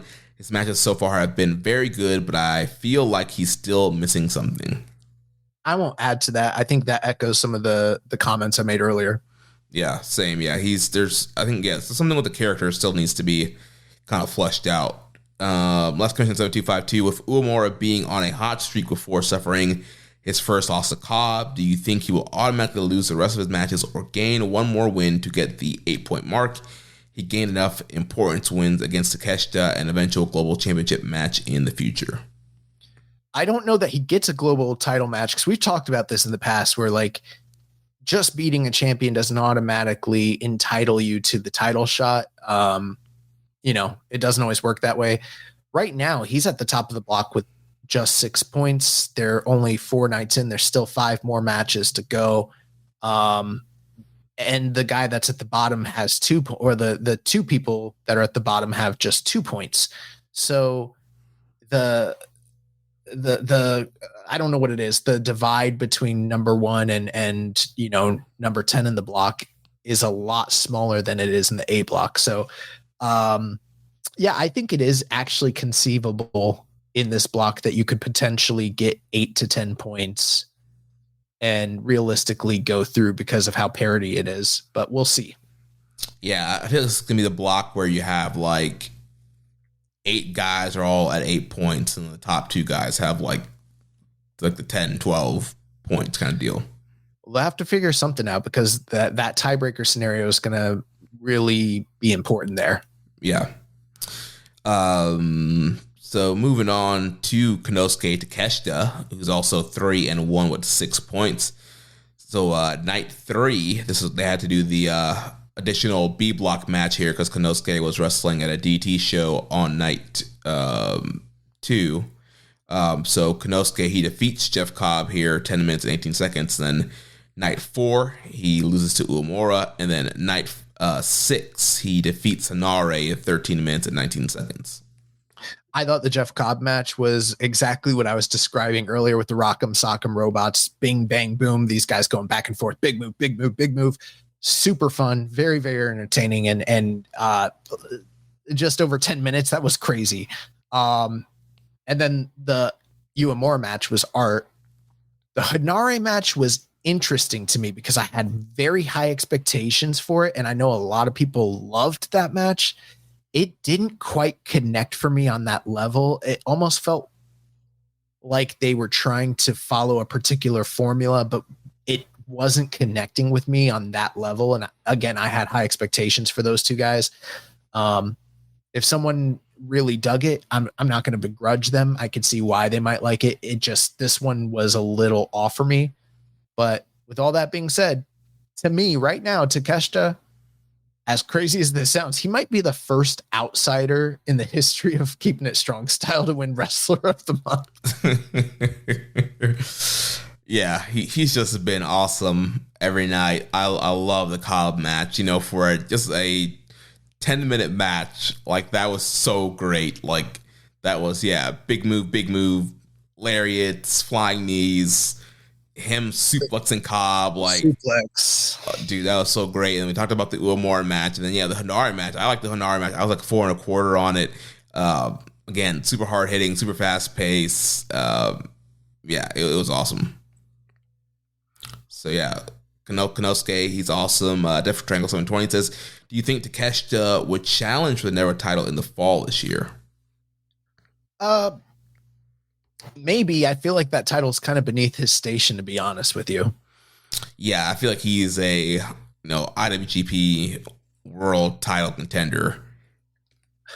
Not to say that great names haven't held that belt. We've seen Tanahashi and Will Ospreay and Kota Ibushi and Jay White, guys like that have all held that belt. But the difference there is they're in the company. When you have an outsider who is a big name in another company come over, for his station, I don't think it would make sense to utilize him in that manner.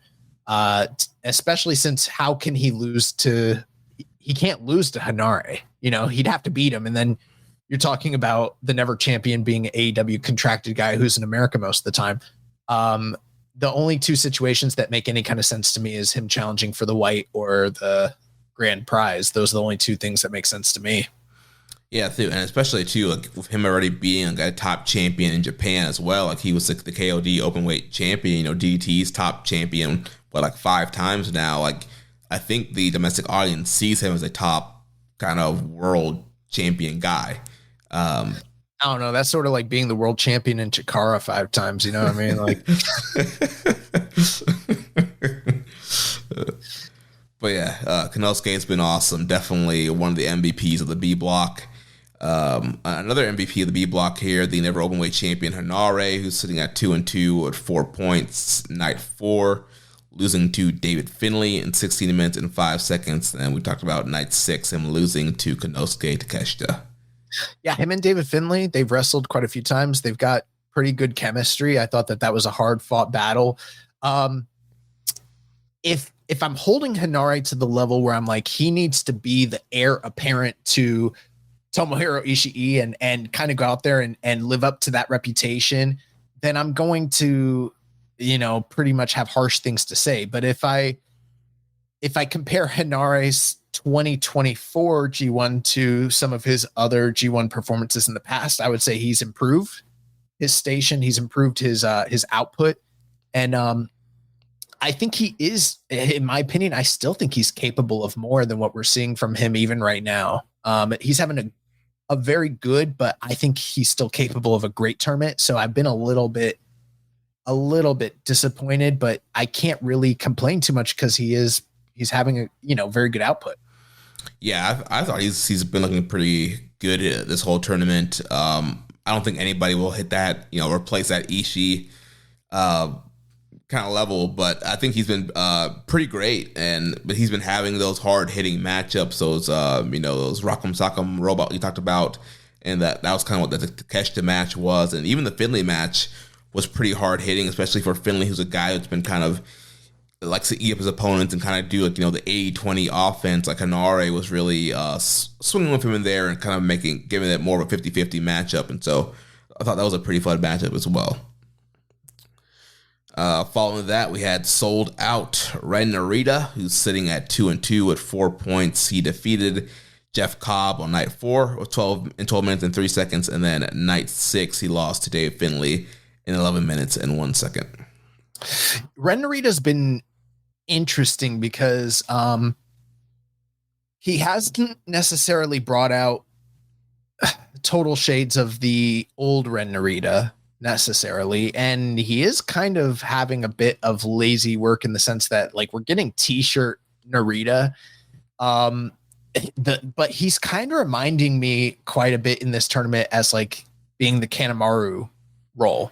Like, he's doing okay in the points. So, I mean, it is still feasible right now. It's still early for the B block. They've still got 5 nights to go. So it is feasible that he, wins some more big matches and gets, in contention. I still I don't know, just the way they're slotting him and the way he's dressing for the matches and the style match he's having. I think that it screams spoiler. And so I think he's there to eat a lot of pinfalls and maybe get some meaningful wins. But his matches aren't unentertaining. It reminds me of some of the same sentiments I held about Evil when it comes to House of Torture, where they're not overdoing it. And even in the Finley match where you could that's the one match where you could be like, there was a lot of shenanigans. That one sort of, here's what I would liken it to. That match had a lot of shenanigans, but because the whole tournament hasn't been filled with it, it was like the one match where there was a lot and it fit the narrative because they're both Bullet Club and they're both heels. It didn't overstay its welcome because we haven't been inundated with it throughout the entirety of the tournament. And David Finlay got his ass kicked almost the entire match and then cheated at the very, very end to get the win over Ren Narita. And so he sort of out cheated the cheater in the tournament. So yeah, Ren Narita has been interesting because I could probably point to him as being, from an output standpoint, from like a star rating standpoint, he's probably the lowest performer in the tournament, especially considering how good we know he can be, and he's not living up to that level. But I think he's playing the role that they've given him as well as he possibly could. And the matches aren't bad. And he hasn't overdone the House of Torture shtick. Yeah, it's been very limited. And I feel like he's been doing more of that kind of in-ring cheating that we talk about, where he's kind of slightly pulling the ref. And like the Jeff Cobb match, I think, is a great example where he's kind of like using his surroundings. He's kind of manipulating things around him to cheat and get the advantage over a guy like Cobb, versus like a Finley match, which is the more kind of over the top. But I feel like everything else he's done so far has been that more of like, all right, I'm going to take advantages when I can, but it's not going to be, you're not going to have Dick Togo, Show, and Kanemaru all running out. Lights are not going off, girl wires aren't coming out. So it's been fine. It's been fun. It's been fine to watch. Also, I mean, I wish it would be, 2021 Narita, 2022 Narita, New Japan Strong Narita. But like you mentioned, they gave him a role to play. There's a role to play. There's jobs to be done, and he's doing the role pretty good here. Dark Soldier says, would you call Narita's G1 disappointing, especially when compared to his other Musketeers who are having stellar matches? And he says, I have more points than you, Jeremy. Ha ha ha. This isn't a question, just wanted to break. One thing I think was pointed out on Twitter today I saw was that the shifts that are taking place in the point totals with brackets are varying wildly, and just one or two correct matches are swinging people's brackets like crazy. Like there's a lot of bracket busting going on. And they were saying that there are people who were like near the top that suddenly swung to the bottom, that came back up. And because of how crazy this tournament's booking has been, it's kind of still wide open. Like it's not like in years past where like once you got a few nights wrong, like you just knew you were at the bottom. Like it's not quite working out that way. So it's kind of anyone's game. Jeremy, you could still beat Dark Soldier. You don't know. We'll see. Yeah, my bracket's been slowly getting better night after night. Like I started off like in the way hundreds, like, and now I'm like 78th and making a slow kind of creep back up toward the top of the standings. Well, in years past, I know there's always been upsets in G1 and it's always been a little unpredictable, but when Gato's booking style, you kind of know what to expect and what to look for. And I do, again, I've said it many times on this episode, the format has changed things quite a bit this year. But one thing that people complained about in years past was like there's not enough of a shift up and down the card. Like once you get those top guys at those top 6 guys at the top of the block, they're there for a decade and it never shifts. But with the G1 laid out this way, there's enough people losing and beating each other to where it opens up a lot more booking potential, not just within the tournament, but past the G1. You can do a lot more kind of cool and interesting things here because there's a lot more people losing than there normally would be in other circumstances. Yeah. What do you think about his question about Narita being the disappointment? Would you consider it a disappointment? I think that I would if by the end of the tournament he doesn't have a major significant win. And yeah, Witt's collection says I'm 9th in the pick'em at the moment. I saw that. That's pretty cool.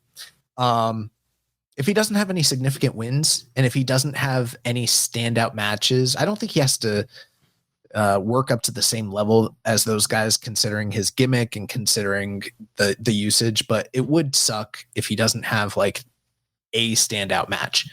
But I pretty much made my points about him earlier, you know? Yeah. So moving on to Jeff Cobb, who's also sitting 2-2 with 4 points. Night 3, losing to Takeshita. Night 4, losing to Narita. And then bouncing back on night 6 with a win over Uemura.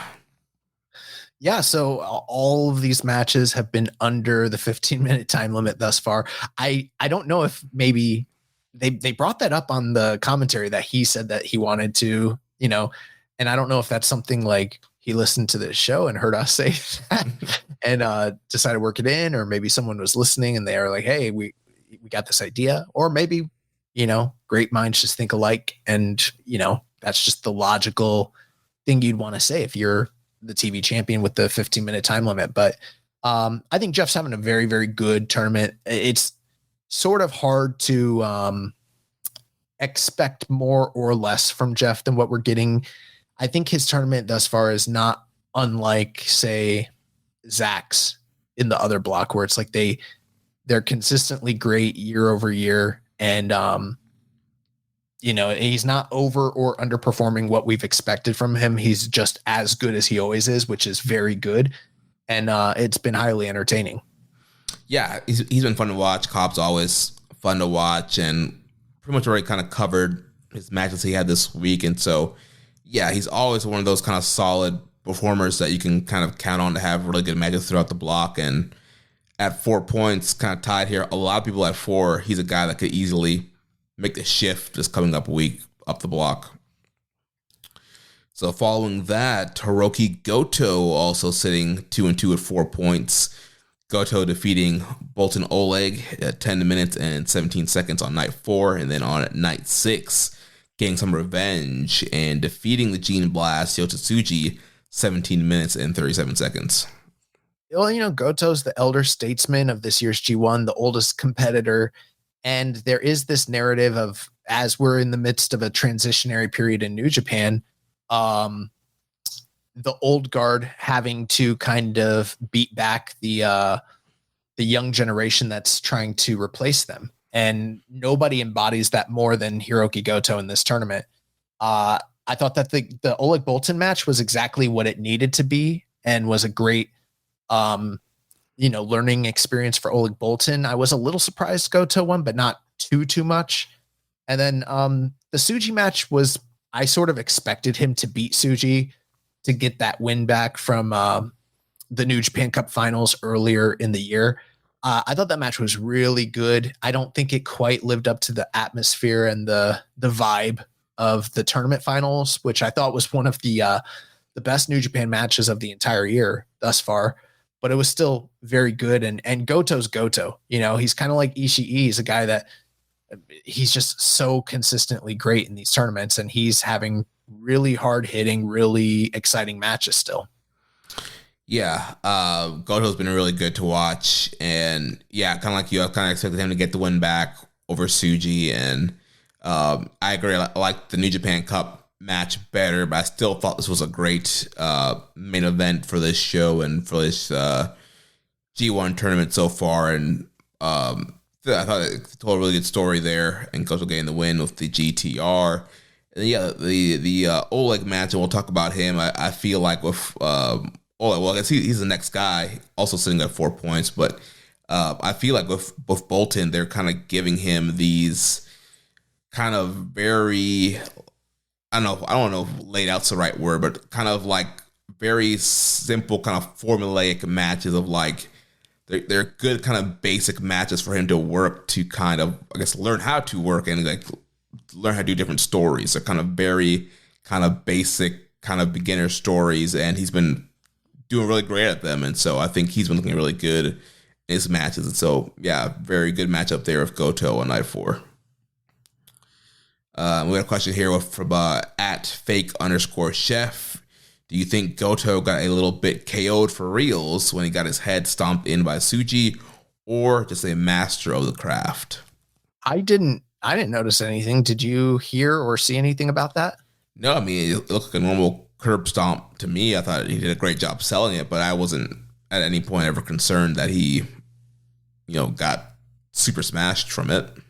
Might be worth a second review. I didn't even consider that anything had gone awry, so I might want to, get an instant replay. Yeah. Let's say, next up, Bolton Oleg also at 4 points, 2-2. Night 4, losing to Goto, and then night 6, picking up his second win of the tournament over El Phantasmo in 12 minutes and 17 seconds. Yeah, Oleg Bolton, like you mentioned, has been given kind of simple, structured matches. And I think that he's the guy that's learning the most on the job in the tournament. But he's just fucking awesome, man. Like, I have an affinity, and, growing up watching the WWF, knowing the types of guys that Vince McMahon liked to push for all those years, the big body, muscular bodybuilders, and they weren't always great workers, but there's some guys that had presence and they, could make the most out of the athletic gifts that were given them. Like, to me, yeah, like maybe some of these guys that I'm about to list aren't like the all-time greatest workers, but they just fucking ruled, and I don't think that Oleg Bolton's necessarily in the same vein as these people. He might have the propensity to surpass where they were, but like, I think back to guys like Sid Vicious or Lex Luger or, early Goldberg, people like that, where like you give them a easy structured match and they go out there and they power people around and they throw them around, or like the Road Warriors, Mm-hmm. and those you can without having to be, this is a cosmetic business at the end of the day, and you can get by quite a bit more if you have an incredible look, an incredible aura, an incredible presence, and a believability that other people don't. And Oleg Bolton has those things in spades, and he's a good worker to boot.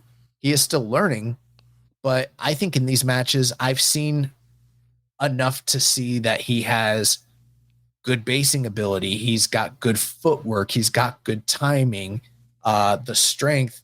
He can take direction. He's not like botching out there. I think that thus far he's way beyond where, like, say Kitamura was, when Kitamura was on his way to getting elevated prior to him out, leaving the company. Like, he's got all the tools to really get there. And even if he didn't, like, he reminds me of Nikita Koloff. It's crazy. Like, he's just freaking awesome. And I know not everybody is raving about these matches, and I am wondering why they're burying the matches so deeply. I understand that they're like sub 15 minutes, and I understand that they're not like the craziest, like, I don't even say that they're not full of action, because they're hard hitting. He's suplexing people. He's selling.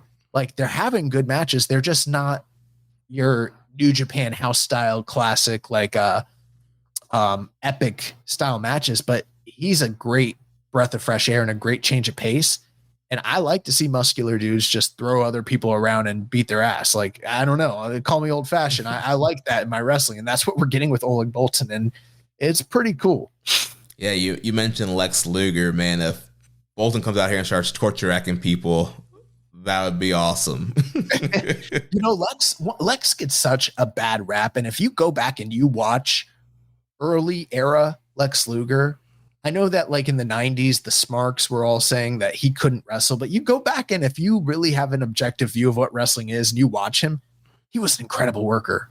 Like he just was like late 80s to early 90s. Lex was a great worker. And like Oleg Boltin could only aspire to be the level of worker that Lex was in like 1988.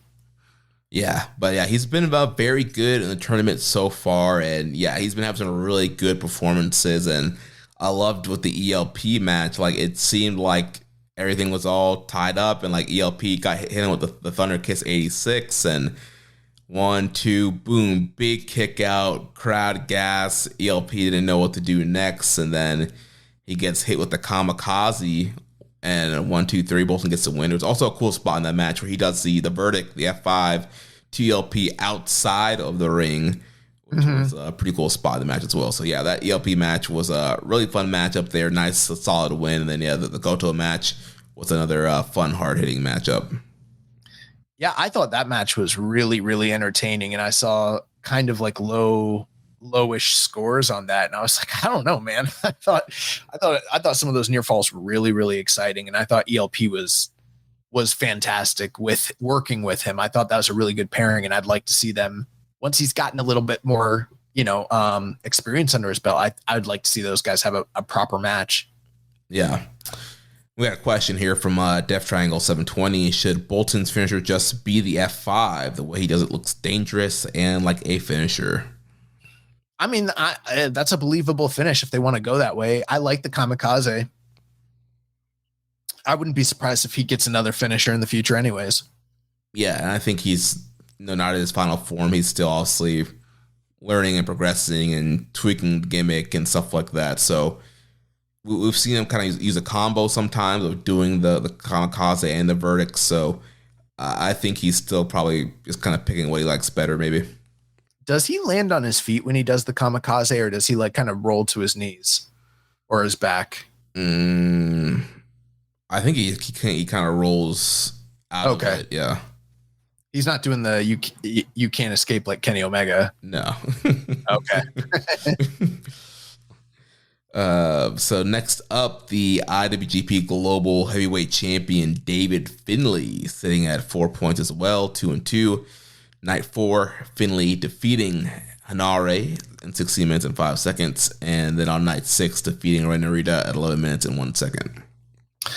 We already talked about the Hanare match, but on the Finlay side of things, I think that his use of the power bomb in the corner and just in general he's done that quite a bit in the past, but he's really making that a staple of his offense. And criticisms aside, and I made some criticisms last week and I still stand by them. I do think David Finlay is having a strong tournament, maybe not quite up to the level I would like to see from a guy who's pushed at the top of his faction, but there's a reason that people are behind him and support him.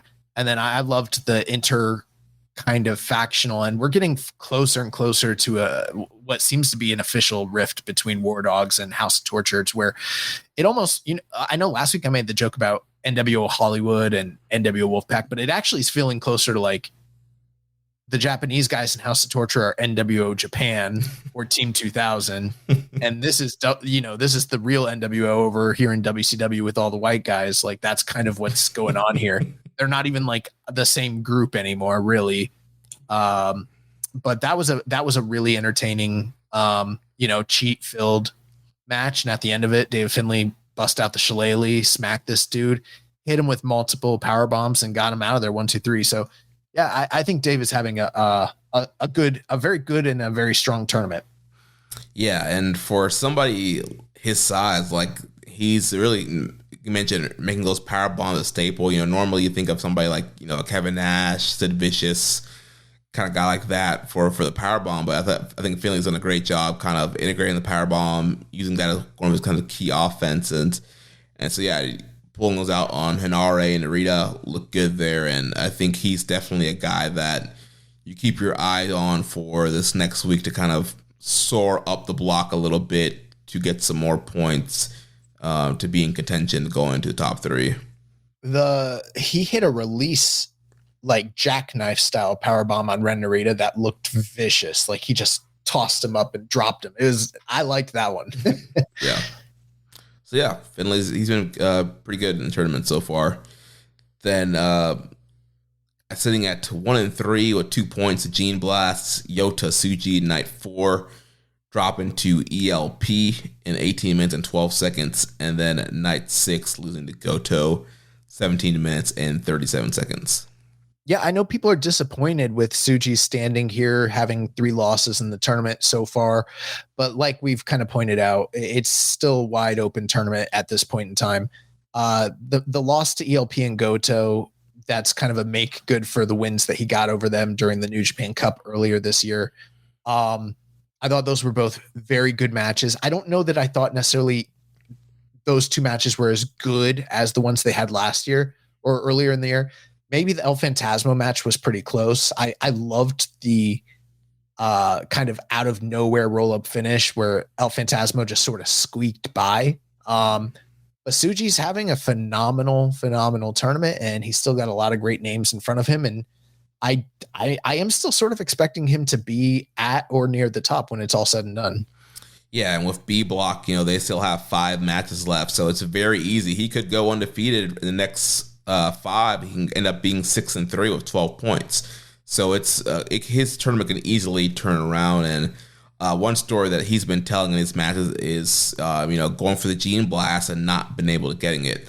So in a lot of these matches where he's losing, he hasn't been able to hit the Gene Blast. He's come close, and it's a super scouted move right now. So they're kind of protecting him in that way, where he's not being able to pull off his finish. So if he's actually able to hit the Gene Blast, he can get the win. And maybe he needs to develop a shorter impact move and to kind of make up for when he can't hit the Gene Blast. We'll see if he does that. But yeah, his performances so far have been very good. The ELP match was good, so was the Goto match. And again, I know people kind of want to see him toward the top, but again, there's 5 matches left in B Block. I could see him, picking up 4 or 5 wins, getting to 10, getting to 12 points, and still getting through to that top 3. So last but not least, the headbanger El Phantasmo, also sitting at the bottom of the block, 1-3 with 2 points. Night 4, like we mentioned, defeating Tsuji, and then night 6, he lost to Bolton Oleg. Yeah, so it's interesting because I feel like the most divisive performer and topic of the B Block has been El Phantasmo. And it's interesting to me because I still feel like he's having standout matches almost every time out, but I'm seeing a lot of negative reviews towards his matches, which I'm not totally understanding the connection there. But there's clearly this story where he's a lone island, a guy who's been abandoned by all of his teammates, which is a natural story that needs to occur. Obviously, I mean, it would be weird if they didn't play into that, but him kind of moping around is getting a little long in the tooth.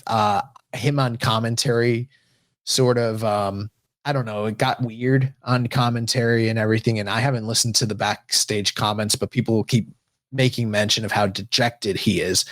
I still am of the opinion that they wouldn't be highlighting this story so much unless it is leading to something of substance. Mm-hmm. What that might be, I couldn't say. That might be him joining another group. That might be him finding himself and going after a title shot.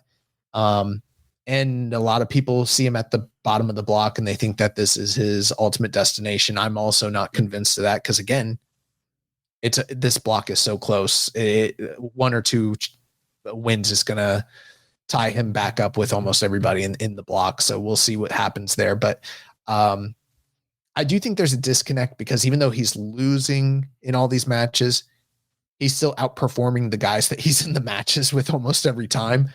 And it's very clear that he's a top talent in the block.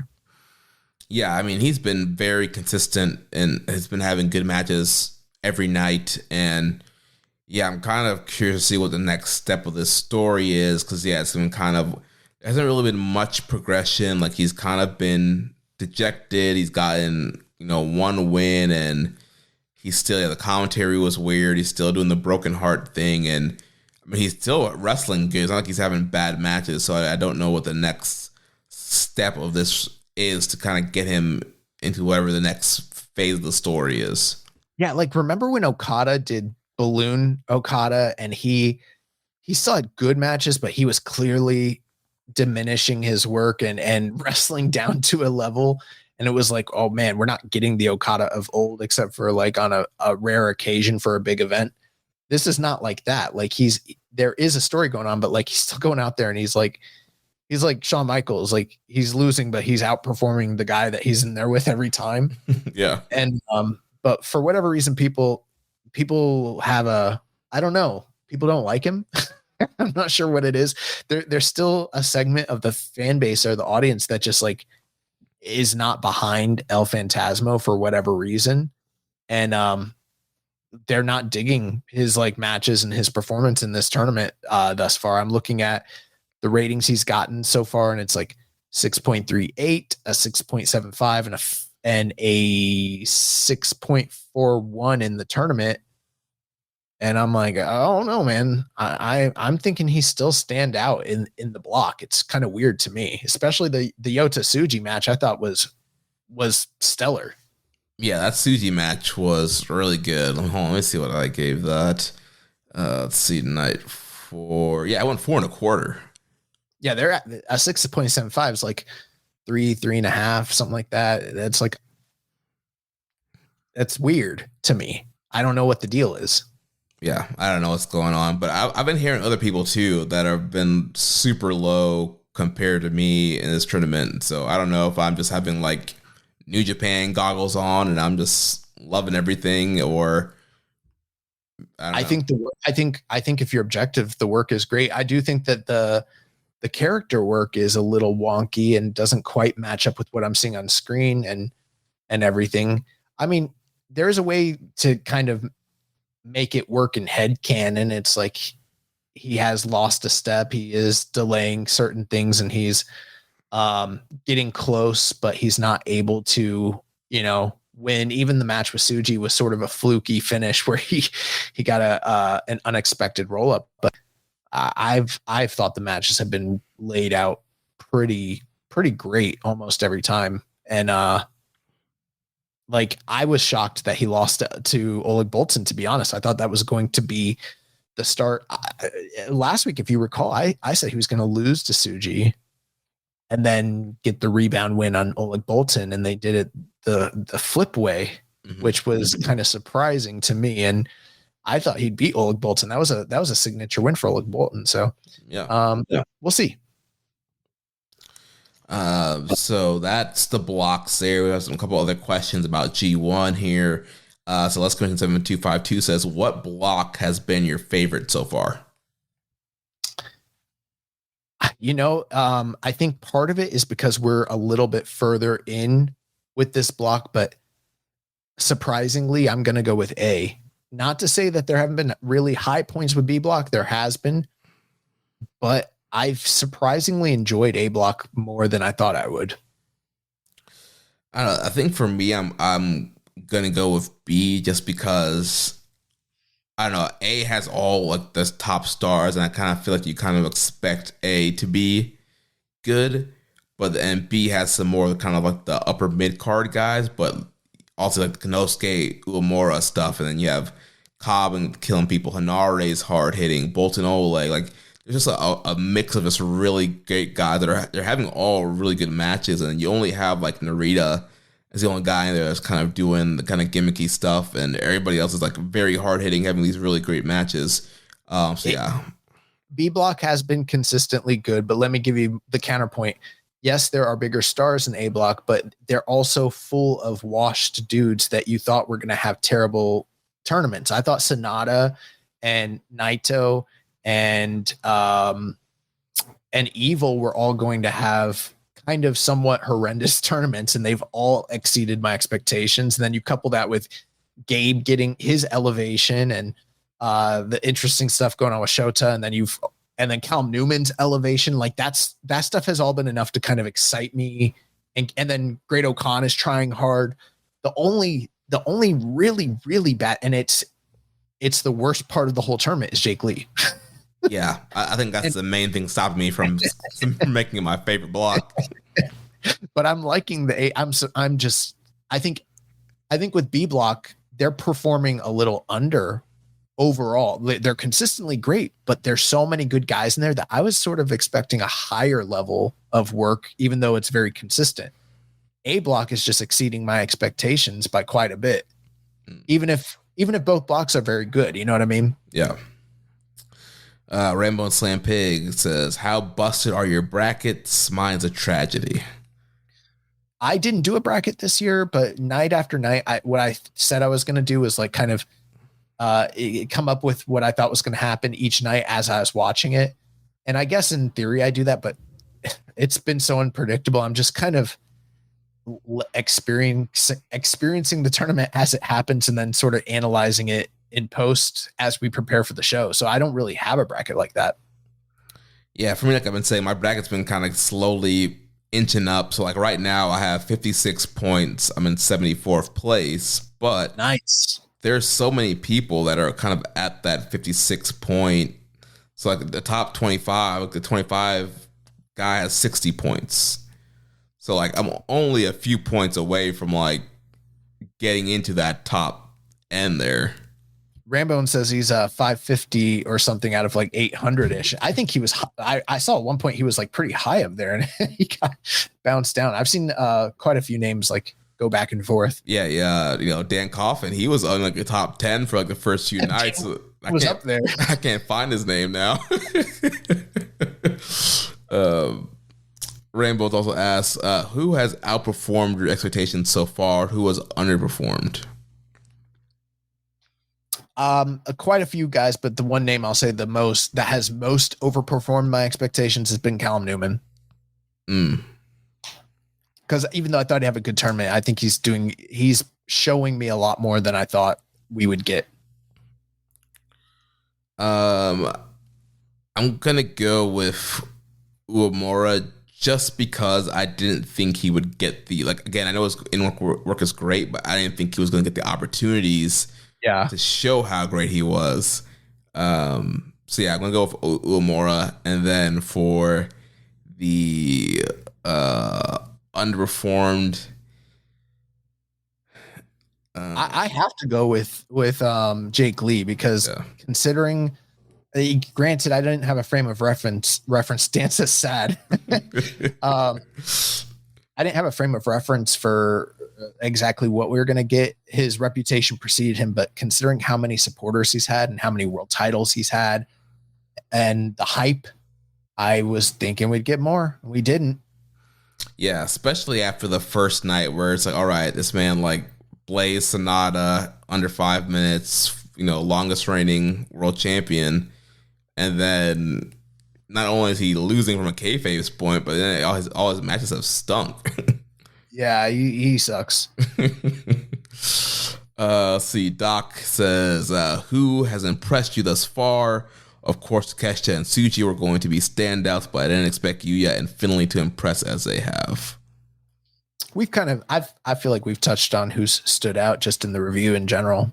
Yeah, and he also asked for disappointments. To me, ELP is definitely on the downfall. Crowds aren't reacting. Its melodramatic stuff looks goofy, and man just looks down bad. I also say Naito put all his effort in making Evil look good despite its limitations. I mean, I don't know. I could see some of that, but I don't necessarily agree with it.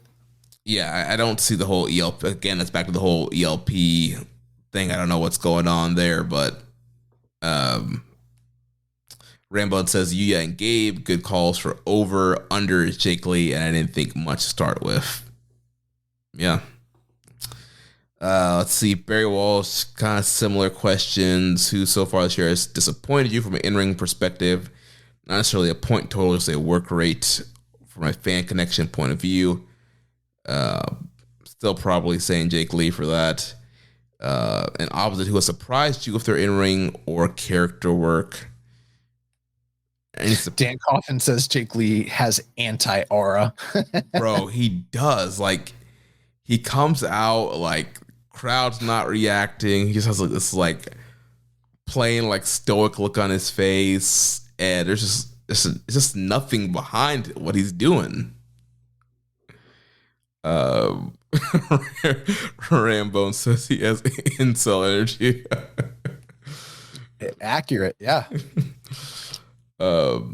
Barry's last question: any weird left field predictions you can see happening by the end of the G1, inspiring anyone or any group? I'm gonna let it play out. All right, well, that's gonna take us into the upcoming 3 nights. You want to run us through those cards? Yeah, so we got G1 Climax 34 night 8 on July 31st. Just so everybody knows, Jeremy, what exactly is going on that you're not going to be here next week? Celebrating my 2-year wedding anniversary. So me and the wife. So every year around July during the G1 Climax, you're just not going to be around. Pretty much, yeah. That's when the wedding anniversary falls and towards the end of G1. So. I guess you didn't think about that one when you you scheduled that wedding there. Thanks, Trambones. But yeah, so we'll be out in St. Augustine for the week. So yeah, I will not be here. Nice. So from the KDDI Ishin Hall on July 31st, that's 2 days from now, in block action, we've got Yota Tsuji versus Oleg Boltin. We have Hinare versus Yuya Uemura. We have a question regarding that from Relentless EHT. He says, if Yuya beats Hinare in the next match, do you see him challenging for his never title after the G1? I think the never fits perfectly for him after his performances this year. And yeah, that might be a good way to go. Yeah. The tough thing is he's already had a couple big wins. He's beaten Takeshita. He's beaten Finley. He can get a global title match. So I guess he's already challenged for the never title this year. But he could challenge again. But I could see Hinare easily winning that match also. Following that, we have El Phantasmo versus Jeff Cobb. Semi-main event, Hiroki Goto versus Ren Narita. And then your main event, David Finlay versus Konosuke Takeshita. Anything of note on this evening for you, Jeremy, that you'd like to point out? Any bold predictions? I don't have any bold predictions. I mean, I could see Tsuji obviously beating Bolton. I think that's going to be a fun match. I think Hinare and Uemura is going to be a really fun match. I could see that can go either way. I could see Phantasmo beating Cobb to get a future title shot. I think ELP is going to beat Cobb and kind of start the comeback trail a little bit. Yeah, I can see Narita beating Goto, and then I think so too. Takeshita could beat Finlay to get a global title shot. Potentially, yeah. I still got Takeshita doing really well in this tournament despite the loss early. I think for me, the match I'm most looking forward to, though, believe it or not, is Yota Tsuji and Oleg Boltin. Yeah, that's gonna rock. On night 9, we have August 3rd, Yamato Arena. In A block action that evening, we've got Jake Lee versus Callum Newman, Evil versus Great Okan, Tetsuya Naito versus Gabe Kidd. The semi-main event is Sonata versus Shota Umino. And then your main event, Shingo Takagi versus Zack Sabre Jr. That match is always like a fucking standout. Yeah, I love the Shingo Zack series. And so them in the main event, I think that's going to tear the house down. Yeah, I agree. Oh, here's an interesting thing. So I went back and listened to the 2021 review that we did, right? And as of right now, the highest rated match from the 2021 G1 was night 3 Shingo versus Zack Sabre Jr., right? And we have that listed in our match of the year poll. But when I listened to your top 10 matches, you didn't have Shingo versus Zack Sabre even in the top 10. I think you still like gave it 4.5. So it's probably one of those ones that was like just under the cut. Mm-hmm. But like it didn't even hit your top 10 for you for that year. I think your number one match that year was still Ishii and Shingo from like night 1. Yeah, that I love that match. But yeah, Shingo Zack matches are great, and I think I ended up liking the power struggle match where Shingo defended against Zack a lot more than the G1 match. but that one is that's a very important match. I could still see Shingo getting the win over Zach and kind of evening things up a little bit because Zach's been streaking. I wouldn't be surprised if Great Okan beats Evil. Yeah, I think Okan can get a win there. Jake Lee's probably going to beat Newman. Naito's probably beating Gabe Kidd, and then Naito Gabe Kidd will be very interesting considering everything surrounding both of those guys thus far.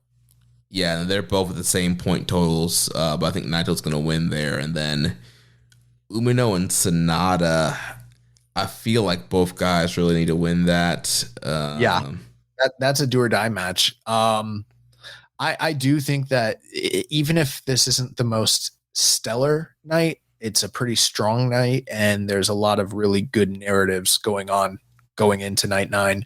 Mm-hmm. And then the final night before next week, night 10, August the 4th, from Dejima Messe, Nagasaki. We've got B block action, David Finlay versus Oleg Boltin, El Phantasmo versus Yuya Uemura, Jeff Cobb versus Hinare. The semi-main event, Goto versus Takeshita, and then Ren Narita versus Yota Tsuji in the main event. That's interesting. Yeah, this is a real interesting night overall, and I think that we could get the Narita performance that we want here in this main event. We know the history of him and Tsuji and as young lions and all that stuff, and so this could be the one match where we get, some strong style Narita come out, and him and Tsuji could have a great main event there. Goto and Takeshita, that should be very hard hitting. That's going to be awesome. I don't expect Goto to win, but it's just going to be awesome. Yeah. And then Cobb and Hinare, I think it's the first time we've really seen like UE versus UE. Yep. Inter faction, both champions, both extremely hard hitting. That's going to be a really good match. Yeah. Yeah, and then Finlay and Bolton should be a lot of fun as well. Yeah, so we've got 3 really strong cards coming up this upcoming week. With that, we got the news. So the first few matches announced for the NJPW Capital Collision were made. NJPW Strong Openweight Champion Gabe Kidd defends against Leo Rush. Zack Sabre Jr. versus Teton. Tom Lawler and Fred Rosser versus the West Coast Wrecking Crew again. Yep. Do these guys only work with each other? And then Trish Adora versus Hanako. The Tamashi Oceania Cup entrants were announced. I don't know if you saw, there was a Tamashi event this past weekend. I have no idea if that's going to make tape or not. The Sydney bracket, Friday, August 16th from Metro Social Sydney, will have Jack Bonza, Bad Luck Fale, Punch Drunk Istria, Ricky South, Richard Mulu, Sam Osborne, Ben Braxton, and Andrew Villalobos. And then the Melbourne bracket, Friday, September 13th. So it's going to be a whole month before the next bracket takes place. From Prince Bandrew Melbourne, Mark Tui, Jake Taylor, Nikolai Anton Bell, Trent Hooper, TJ Ills, Gino Gambino, nice, juicy, Edward Dusk, and Adam Brooks. Because nothing screams New Japan Pro Wrestling like TJ Illis, Well,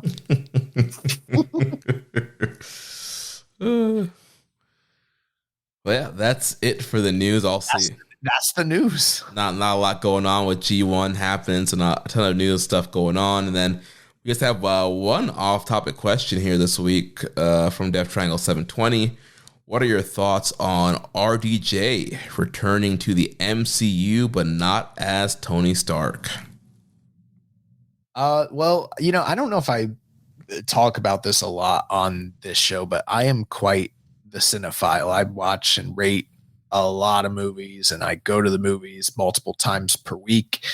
And I can't say that I've been the biggest fan of like Marvel movies in general. Like there was definitely a point in time where I was all on board with what they had going on with like phase 2 into phase 3.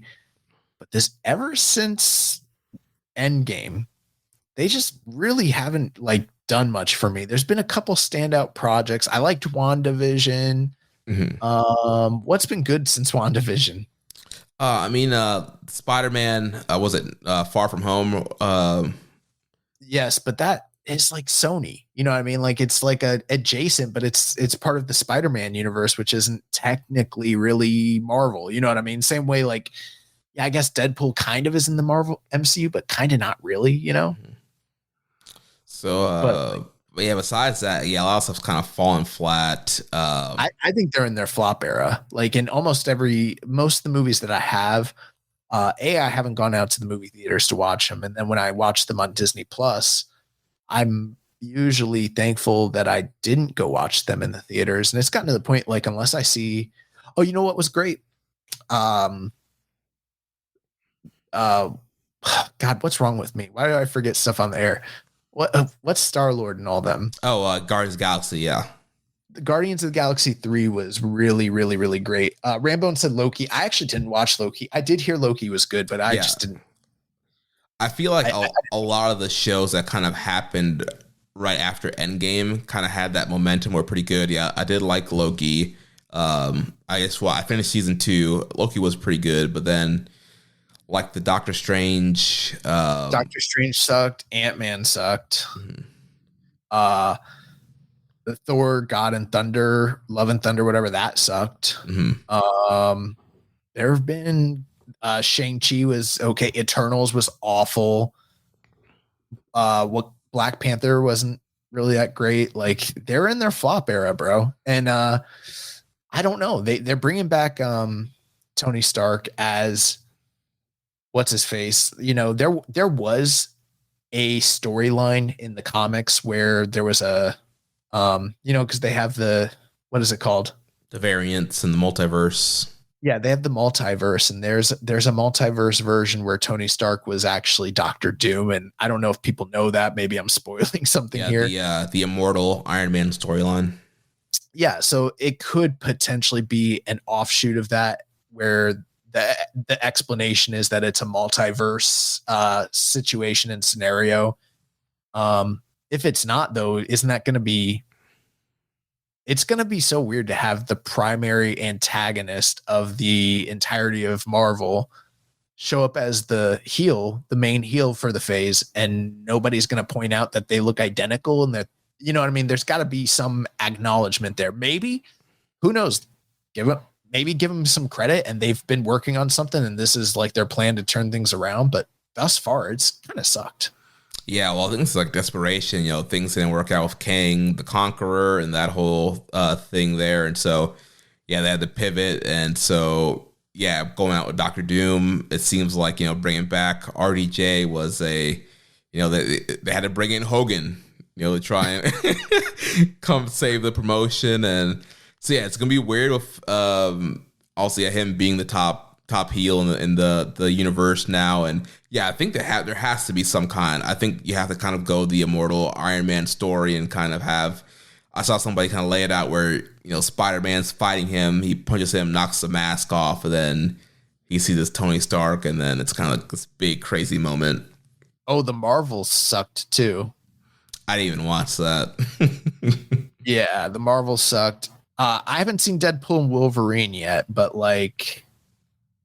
It might be. I do plan to see that, but you know what's funny is like I really loved the first Deadpool, and then the second one was like enjoyable, but it was kind of like a lot of the same stuff as the first one. I'll have to see the third one for myself, but like every time I saw the trailer, like in the theater, no one was laughing, and normally, like you know, Deadpool is really funny and like you know, kind of deadpan, offbeat, kind of dark humor, and like.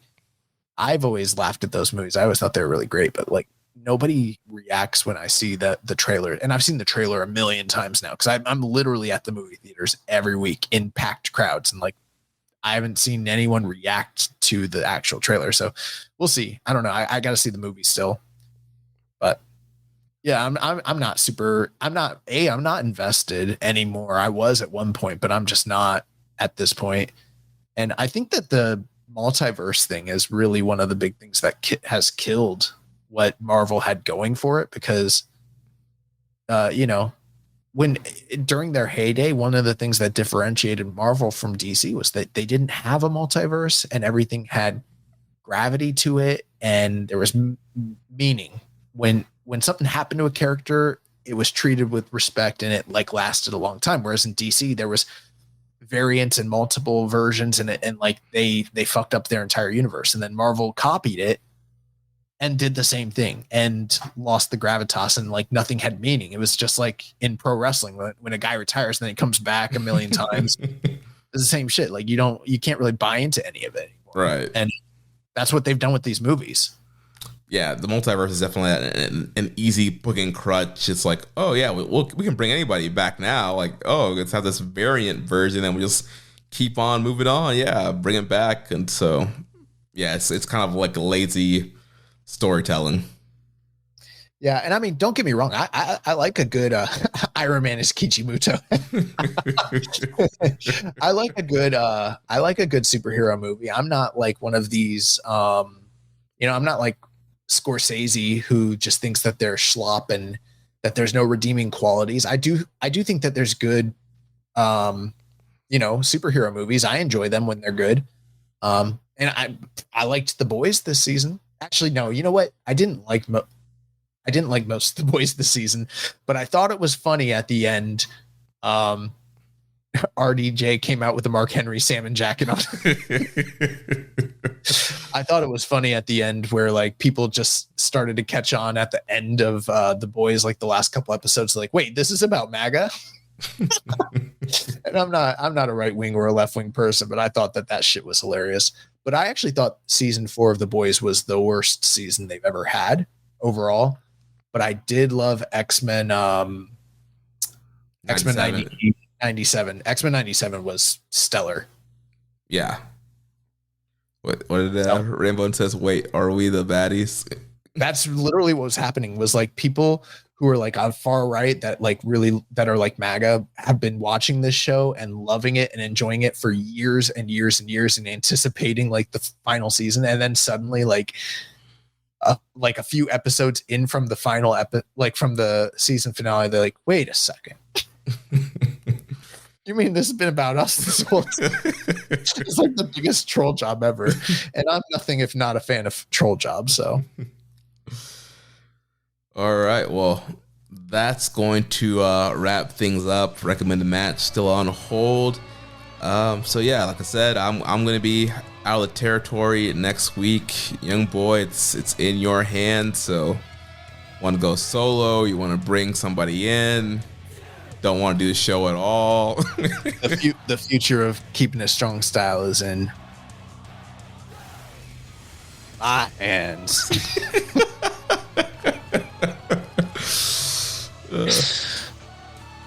So yeah, next week, Josh will be back to review nights 8 through 10. So remember, if you want to watch our show live or listen without ads, sign up at patreon.com/KI Strong Style. You can also make a donation by visiting socialsuplex.com/donate and click on the donate button under the Keeping It Strong Style logo. Make sure to follow us on X. Follow us at KI Strong Style, at Social Suplex, and at Jeremy L. Donovan. On Facebook, we are facebook.com/Social Suplex, and the Wrestling Squared Circle Facebook group. On Reddit, I am the Pro Black Guy. Josh is Keeping It Strong Style. On YouTube, we are at Social Suplex. You can join our Social Suplex Discord server to interact with us and other wrestling fans. You can email me at jeremy@socialsuplex.com and check out all the shows that we have here on the Social Suplex Podcast Network. One Nation Radio, hosted by Rich Latta and James Boyd. All Things Elite, hosted by Floyd Johnson Jr. and Austin Sumowitz. Imps WWE Adventure with The Implications, Matthew Mayer. Wrestling Art with Chris Sings. Tunnel Talk with Ali and Aaliyah. And the Trish and Sarah Wrestling Podcast. Don't forget to subscribe and leave a rating and review, and we will catch you next week on Keeping It Strong Style, the ace of podcasts. And one quick thing, not only am I reviewing those 3 nights, but we're previewing nights 11 through 15. So 5 nights of previews. By the time you come back, we'll be reviewing those nights. We'll be 4 nights away from the finals of the G1. So we'll have a much, much, much clearer picture by the time that all shakes out. But also, it's your bomb. Thank you for listening to Keepin' It Strong Style. We'll see you next time.